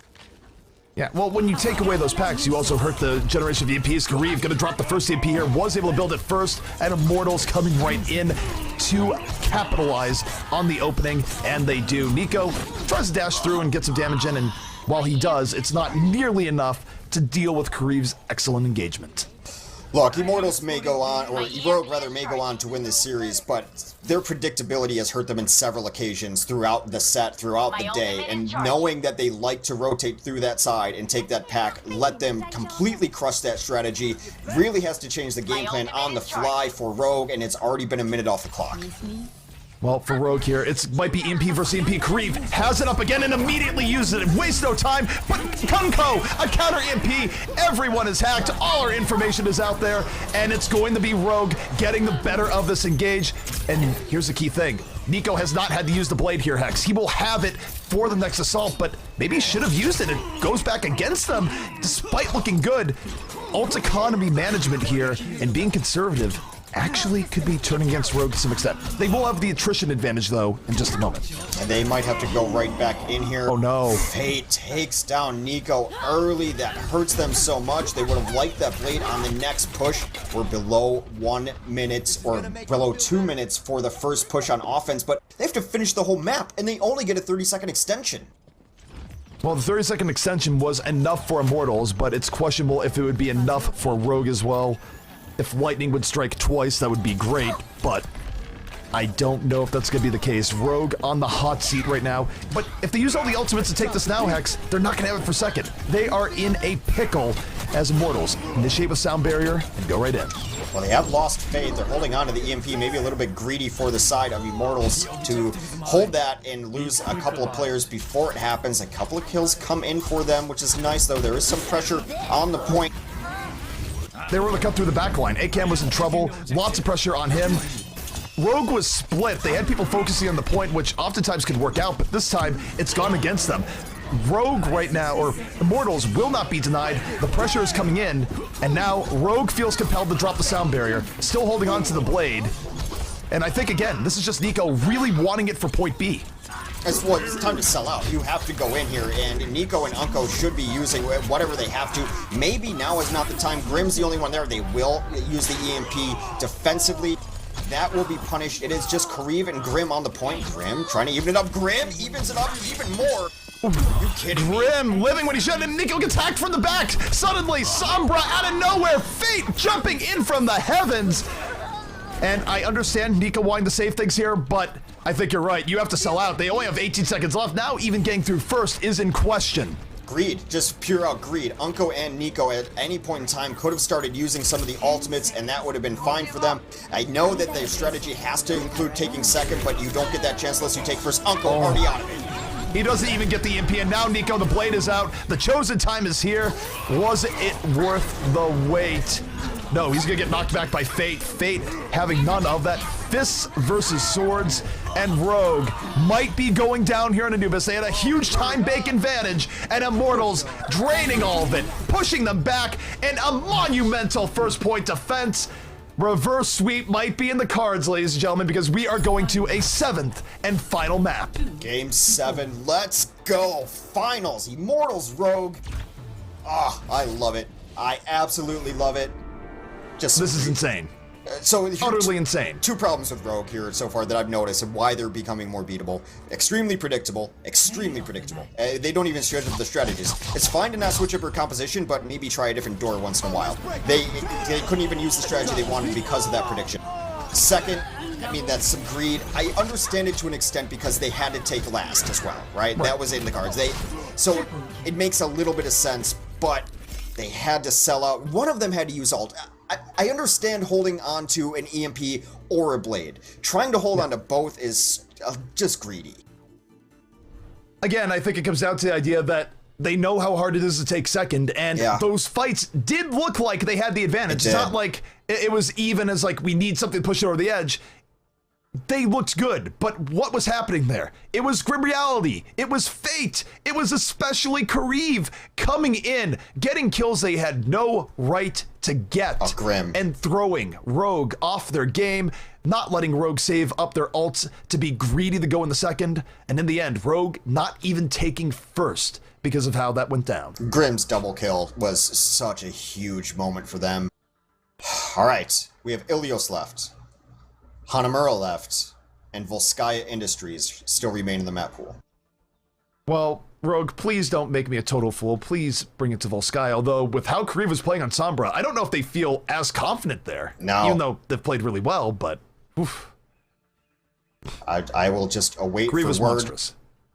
The advantage they get for coming in from the winner's bracket is they get to pick 4 maps, and most importantly, the decisive map 7. We're not going to Horizon Lunar Colony. That is not in the pool. And you are validated, sir. What everyone thought was coming, Volskaya Industries. For those who haven't seen the entire tournament, Rogue made teams look stupid on Volskaya Industries. Unko had EMP up every single fight, 1.6 EMPs every minute, I believe the math came out to. So this is the map that they will put their tournament life on. Rogue has looked the best on Volskaya, period. Unko has played it beautifully. They have the timings on the map down very good, and... Alright, no, okay, that's good. The chat isn't on. Oh, we're saved. Now I'm just sitting here spamming period, so you guys don't get to see the incredibly obscene thing that was said. Immortals is going to be on the attack first, by the way, if you have to change anything overlay-wise. Help you out. Yep. While we take a moment here to really drink in the gravity of the situation here. This could be a reverse sweep for Immortals. Finally a legitimate challenger at the top for Rogue, who'd done nothing but crush through North American tournaments when they entered, all throughout them. And yeah, there's just Tifa wanting to be perfect here at the end, making sure the names are correct, switching things over. That would be good. You don't want the highlights there where everyone's just like, why does the overlay not match with the teams? It's like, well, there was a mistake. Hey, good on her for catching it. Good adminning. No mistake, though. We're heading into the final map of a best-of-7 series. Two of the top teams in North America, juggernauts in their own right. Immortals, of course, the contenders, Season 0 champions. Rogue, a team that had the most dominance in NA throughout most of 2017. One of these teams will be crowned a champion here on Volskaya, unless it's a draw, in which case it'll be on a control map, but probably on Volskaya. Don't you put that evil on me. Alright, Volskaya Industries. We will see a Sombra on the defense. That I guarantee you. Unko will roll out on the Hacker. This is Sombra's home map. When we first saw Rogue on this map, I asked if maybe Sombra got an alt boost because it is her cinematic map. And no, that was just Unko crushing it. They've looked good. They're not going to surprise anyone. No one thinks Rogue is going to surprise anyone. They don't have cute strategies they try. They don't really do anything out of the ordinary. They play just better than everyone. They run what they run better than everyone, but Immortals has used that to their advantage so far. We'll see if they can continue to do so. And for Rogue, why would they need to change anything? They've looked scary on Volskaya. They made Tempo Storm unable to play the game on Volskaya.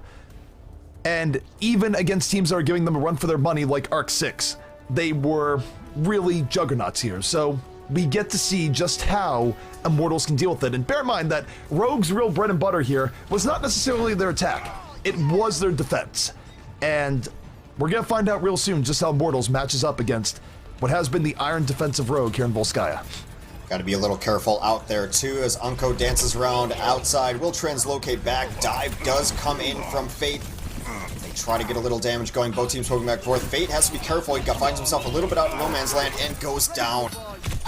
Fate got swarmed on by Rogue. They sensed weakness and capitalized. Meanwhile, Grim trying to do anything here on the back, finding himself without really great targets to go on, and Rogue seizing the advantage, pushing right back out and in to this Immortal squad. Let's play a bit of Hangman. There's one ultimate is up.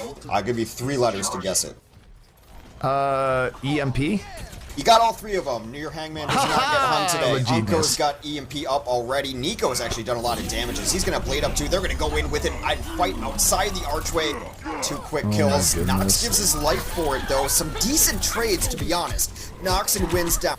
The only saving grace there is that Wins should be able to taxi Nox out, but the offensive trades are good for that.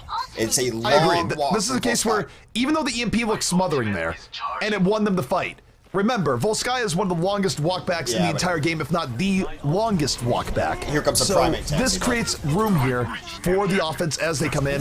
Kariv, Transcendence is up, and he's going to use it right now. Presence on the point for Immortals, but another EMP comes out. The thing is that the Transcendence was up at the same time. They don't get the immediate kills. You certainly can't instant give Kariv, and Agility's working his way to a blade here around the side.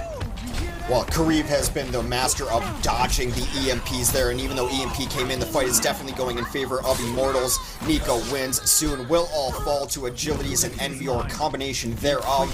First point will be taken by Immortals after a pretty decent defense early on.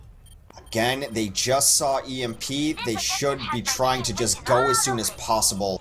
Unco builds it too quickly that this might be your best window, if you even get a window. It is the best window. Agilities does not die. He was a little bit far out, gets saved towards the end, and you're right. They have a very short window here where they can blade, barrier, and shock the rogue defense. Here come the Immortals. Reverse sweep, of course, on the line, but they're getting poked down really heavily. Agilities has to blade out early.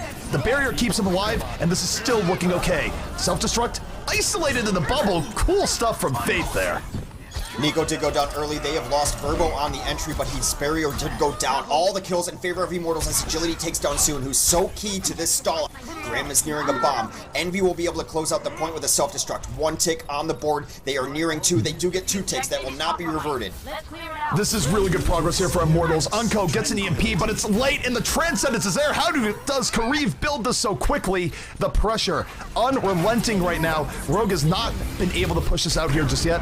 Self-destruct over the top. Zones him out a little bit more. And though they're getting a few kills, it's tough. And finally, they have to blade to put an end to this push. But Hex, 70% worth of damage has been done. Totally fine. Unco may have EMP, but I'm now convinced that Kareev has ESP, because he has predicted every single one of these EMPs. To get Transcends out the moment before they come is so important. EMP is the hard counter to Zenyatta. He's got most of his life in shields, usually just evaporates under the pressure. Kareev has been a standout player, and it goes back to the first time these teams played against each other today. Kareev's game sense is incredible, and what we're seeing right now is that Immortals is probing for weakness, waiting for everyone to get back up.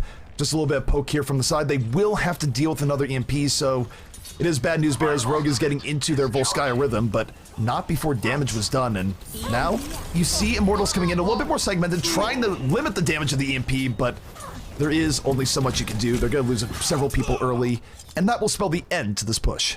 I know it looks very, very bad for Immortals right there, but that's kind of what that fight was meant to do for them. They kind of just needed to bait out the EMP. You have to have those fights against a Sombra defense. Unco's going to get very aggressive. One thing they did there is that, were they purposely not trying to do too much damage there? Because look at Unco, ends up taking a little bit of damage there, but he's struggling to get the EMP built up. Normally he would be at 70% right now. There is, in theory, a slim window here for Immortals.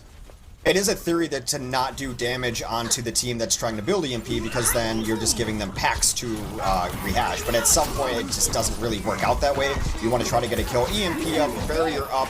A self-destruct starts it off. EMP's up, but people were out of line of sight for a decent amount of it. Not everyone was hit. Agilities comes out the blade. He's cracking this open. Immortals applying unexpected pressure. They go with the barrier. They feel they have an opportunity, and why not? They're getting the kills they need. They do have an opportunity. Wins missed a couple people with the barrier, and a couple people were already down when he popped it, but he had to do something. Nox does come in with the Primal Rage, trying to get his life going. There is a little bit of stall out. They've not gotten much more progress on the point. 3 more alive. The respawns are so close to the point. And after all is said and done, Verbo and Fate will fall. 73.4% of progress on the point, and that number matters because sometimes teams cannot finish out Volskaya. It's not even just sometimes, it is frequent. It is difficult to finish out this point, especially now that teams have leveled up their Sombra Fu. But 3.4% means the push wasn't a total loss, but it doesn't help them in finishing out the map for this next attack. Alright, Kareev, the man who can predict EMPs before they happen. We'll see how that one works out. He's got Transcend up, ready to go in. EMP is up for Unco as well. This is the dance that is going to define Volskaya last. And Immortals right now figuring a way in, and oh, what? This is happening. Look at this. It's the cuddle puddle over the top, and oh no, they got knocked off. Total disaster from AKM. Denying that. Oh. Oh, man. I applaud the attempt. Splashdown incoming. I would like to see it with the McCree. I like the drive by McCree over there, but they try to do something a little bit cute, sneak over the edge. Does not happen. No.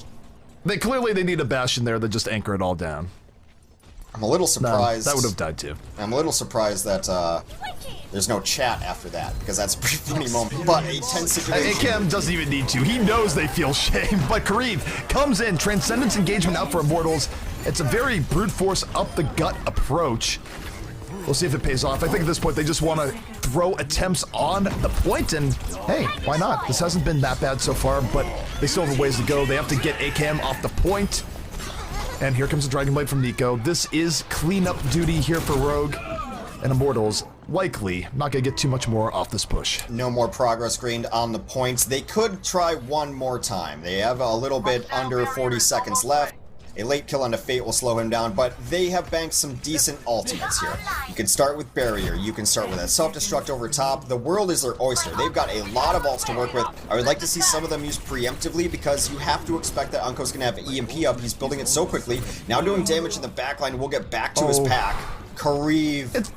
Okay, it's bad enough Unko gets EMP up every fight, but do you have to kill Kareev on top of it there for free?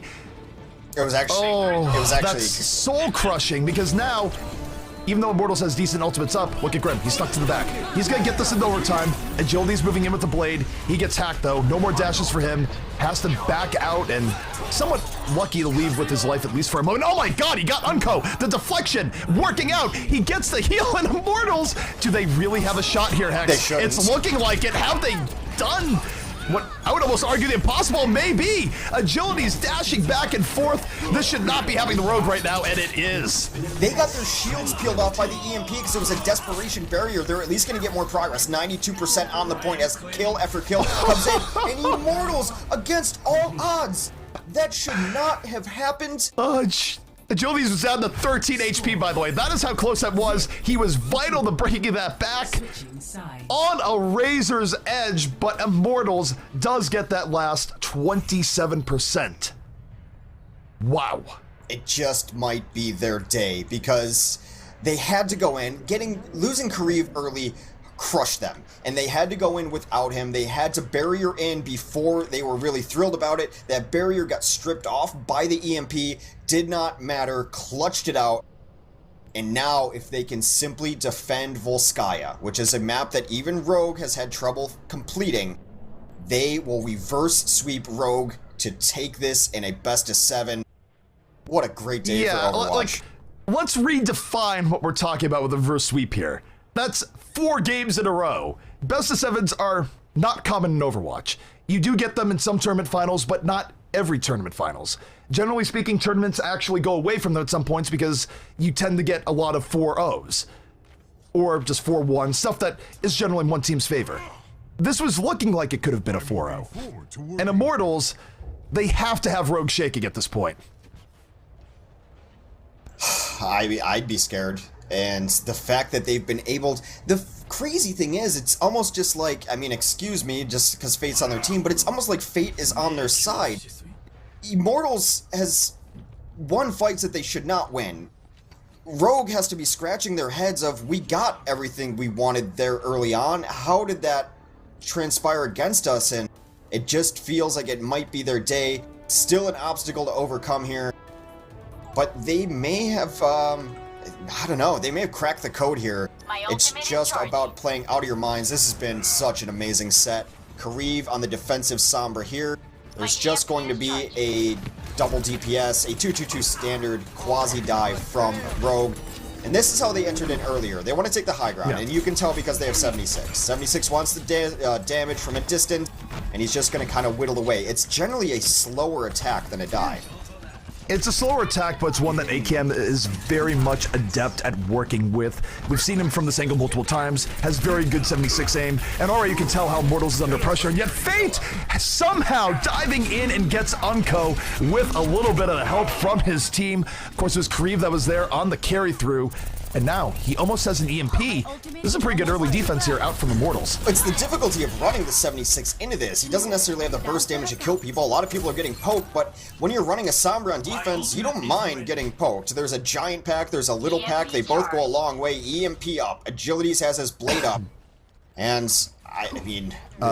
this is a really bad start here for Rogue, yes, because not only did they not get a tick on first, they also have to go into some serious ult disadvantage. Kariv waiting to turn out the lights on them. They have nothing they can do on this push in response to that, and it's going to be a party here in this room. The EMP goes off, and yet IMT isn't actually there for the follow through. I think Kariv got a little bit over aggressive. Gets soon for his trouble, but there is a possibility that the offense can bring this right back, because we're going to go to ACAM right now. Almost has attack visor up, finds Verbo. Rogue dealt with that really well, but here comes Agility's on the blade. Extremely well. There's a good disengage, but Fate punches the support, which is it's got to be his favorite hobby. Nico gets a couple, gets a D-mech at the very least, so now still going. Ultimate phase coming in. Nox is being pressured down by Fate and will finally fall. They lost Verbo early in that fight, but he's taxied his way back out, and they're in good position. This first defense is going great for Immortals. Another EMP up. Even if they fall here, this is 2 minutes from Rogue's attack time on the second. You need a lot of time for second. Here comes ACAM. It's a raw visor over the top. Forces out the barrier from Verbo, but while it's going on, Grim punishing with the pulse bomb. Heavy pressure in the Rogue. Lights are going out. Agility's going in. Immortals making this tough on Rogue, but Rogue also withstanding with the sound barrier of their own. Great patience there by Wins. He kind of sensed that there was going to be an EMP and then used his ultimate post-EMP. He is taken down by Kariv. Kariv, after just using EMP at 56% again, I do think that this first point is probably over, even though there's some trades going on. Verbo's got some dancing shoes on, but he has quickly eliminated from the point. Are they going to come back in here? They're posturing like they're going to come back in here. Grim is creeping around the back. Or no, did he just go in to grab the health pack? No, they're coming back in. No, they're going. They're going in. Immortals, no point given up for free. They think they can do something here. They can at least stall it out. It is a dangerous game, though. They don't want to feed Rogue ultimate before they come in. They just want Rogue to actually use ultimate to secure it, and there's a call for the reset. Everyone off the edge. Rogue will get first, but they don't have nearly as much time to go for second as they would have hoped. Well, it is Volskaya, and no ult's really for it either. So, well, let's slow our roll a little bit because it's Volskaya. They do get 4 minutes added onto the clock. Kariv is close to an EMP here, and the offense already gets a tick. Tick for free. Okay, that is really good. The fact that the defense died that decisively, but Agility's out with the blade, in with the carnage, the fun just beginning here for Immortals. Of course, you had to sort of expect that given the ultimate situation, but they hold. Only a tick given up. 4 minutes remaining. Rogue must complete the map, or they will be reverse swept by Immortals and lose the championship. Rogue will rotate into their assault offense, which means Unko goes over to the Sombra. They will be camping the Mega Pack outside of point. AKM going to go on to the Reaper instead. This is how they've closed out some maps before. Wins is moving close to it. I wonder if they're going to go in. This has got to be a junk rush. They want to bait out EMP here. There it is. They got Fate early. Even though the EMP comes out, they got Fate early. That said, 5-on-5. AKM still alive here. Not going to get healed up. Not going to be the cleanup. And Kariv's EMP has done the work necessary to throw Rogue back once more. Make no mistake, that's still a bit of a win. Oh, getting Unko though late means that he's not going to necessarily be able to charge his EMP. This is their window though. They wanted to bait out the EMP. That's why they went in with a kind of a half-hearted attempt. Unko should be able to get packs and use this for his team if his team can take a little poke. Agilities is providing that poke. AKM will very likely rotate over to the pack to try to heal up. That should give Unko the requisite... Oh, they healed him before it got there. They need to get Unko's EMP up. That should be priority 1 right now. They do need to get it up, but the upside here is that Kariv is not exactly getting his EMP up anytime soon either, so they have time. I don't know if they realize they have time, but they do. The barrier is in. Rogue looking for blood here. They don't have to worry about the EMP here just yet, and it's AKM now. EMP connects for his side, and he gets the cleanup here on Reaper. Rogue might be coming back in after all. Actually so smart to enter in with the sound barrier and then have your EMP charged from just straight up damage. They peel off the shields of the opposing sound barrier and they're getting kill after kill. Agility's trying to save his back, brings out the blade, gets Nico through it, but is dispatched. 2 ticks, that progress will not revert. Rogue right now making serious progress. If they could get this with over a minute left, there would be no attack here for Immortals. Rogue, though, now starting to fall. They get a second tick, but the reinforcements have come in. We have a Mei on the scene. It's ice cold, and Immortals will withstand for now. 2 minutes between them, a hold on last, and victory. They do know that Unko should have a large advantage in the EMP percentage. They saw Kariv use it very late. They also know that they're getting their big ultimates up, their tank ultimates at the very least, so they have a small window. Soon is going to have Pulse Bomb up. He has been so good for this team all day. There is a small window here. They will go. They can go in on this because they trust that Unko will get it while they go in. Soon right now, already working the outskirts. Unko about to get the EMP up. It's still going to be in time before Kariv gets his. How does Unko initiate this? He's looking for the right target. Is that it? He throws the EMP right into the room. He gets hacked from behind while this goes on. And the kills not coming in as swift as Rogue might like here. It's more even for Immortals. But Nico! That could be game-winning! The self-destruct into the back takes down 3! Rogue with a minute 18 left. They get an attack on last. Immortals does not. A minute 18. Their progress is in their own hands. So they will get an attack on first for Rogue, and think how this changes the Immortals defense. The Immortals defense is the Sombra defense, but it's largely around the pack room, largely around taking poke and getting the EMP up. Someone's gonna have to be out here dancing on the point, and AKM is going to have a field day with that. I imagine the offenses will be very similar. They're not gonna change styles right now, but it does put so much more pressure on the Immortals defense to have to fight on the point. They cannot give up 33% or this is over for Rogue. There's no margin for error here for Immortals. If they want to force now what would be a tiebreaker on a control map, they must prevent any ticks from coming forward here, and they're gonna have to do it likely over 3 pushes. The stakes have been set. Rogue, we will see if they're able to bring this back and avoid the reverse sweep. How tragic would it be for Immortals to come so far and then fall here, Hex? Just a beautiful self-destruct. I'm not even getting over that one just yet. He played so well, but Rogue just knows this map better than anyone. They must have practiced it more, and this is their home territory. They will rotate in. Again, they're not going to surprise anyone with their strategies. They haven't really had to. Kariv's down already. That's huge. Brutal. That is absolutely brutal. Not only does it mean EMP will likely not be up for this fight, but that is a little bit of your damage and pressure down. They do go in, they double down and go in on the dive into the room. Everyone they have to. Fade out. Fade out. Fate's gonna fall here, though. They're already down 2. Immortals down to their last 4 men here. Rogue, they only need a tick for championship victory. They're getting the kills they need. AKM, plenty of room, lots of space here on the point. Grim and Kariv, the final people here to stall, but the point is going down. They must get onto the point now. Rogue, so close to victory, close to the championship, and it will be Rogue defeating Immortals in a thriller, ending on Volskaya. They are your beat Overwatch Invitational champions. An amazing set. A gift to the Overwatch watching community these two teams just gave us. What we did think that if it went to 7 on Volskaya especially, that Rogue would take it. And this defined the match. Nico, play of the match, self-destruct on last. This is one of the times where play of the game is absolutely accurate. And there was nothing even that crazy about it. He just, good game sense, figured, this is gonna work out. This will be good. And it was. Rogue dodging a bullet, dodging the title of being the victim of the biggest reverse sweep in Overwatch history. Immortals gaining even extra credibility in defeat, but they were close to so much more.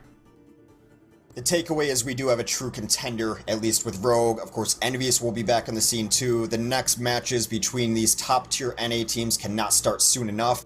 Beyond that, teams that people considered tier 2, everyone fought their guts out. All of these matches were close. We've had long days because of it, but it's been so worth it. The North American scene has stepped up to another level. The play is cleaner. The ults are crisper. It is just better Overwatch overall to watch. It has been a treat to cast, and every team that took part in this tournament should be proud of themselves. It's been amazing. But Rogue still on the top, but not a level above everyone else anywhere. They had to fight for this one. They had the fight, and Immortals took them for everything they had and more. And at the very end, it turned out that they had just enough to get over the hump. But what a great series. I echo every sentiment you have just said about Overwatch, and the unique blend of circumstances this weekend has given us one of our best weekends of Overwatch. Thank you guys so much for tuning in. It has been a ride. Thank you to the internet gods for not smiting me tonight. Really, I am thankful. It could have ruined what has been an otherwise great day. Hex, any final words here before we sign off for the night? Just quick. Thanks to AMD, thanks to Overbuff, thanks to Corsair, thanks to Faceit. Without them, this would not be possible. Thanks for the tournament organizers, which are Beats. They did a great job. Thanks for giving us this gig and letting us cast this Overwatch. It truly was a pleasure to do so this weekend. A very special shout out to our friend Dashner, who very likely saved the tournament for us as he came in and ran production yesterday while we were running into some tech issues. Follow him on Twitter. It's Dashner with 2 R's. Tell him thank you for this tournament. Thank you for saving us. He deserves it. And of course, thanks to everyone for watching. We had some great numbers tonight, and you were treated to what great Overwatch can be. And of course, CP, thanks for spending some time with me. A weekend spent with you casting Overwatch is a weekend well spent. Say the same about you, Hex, and I know people say we're like an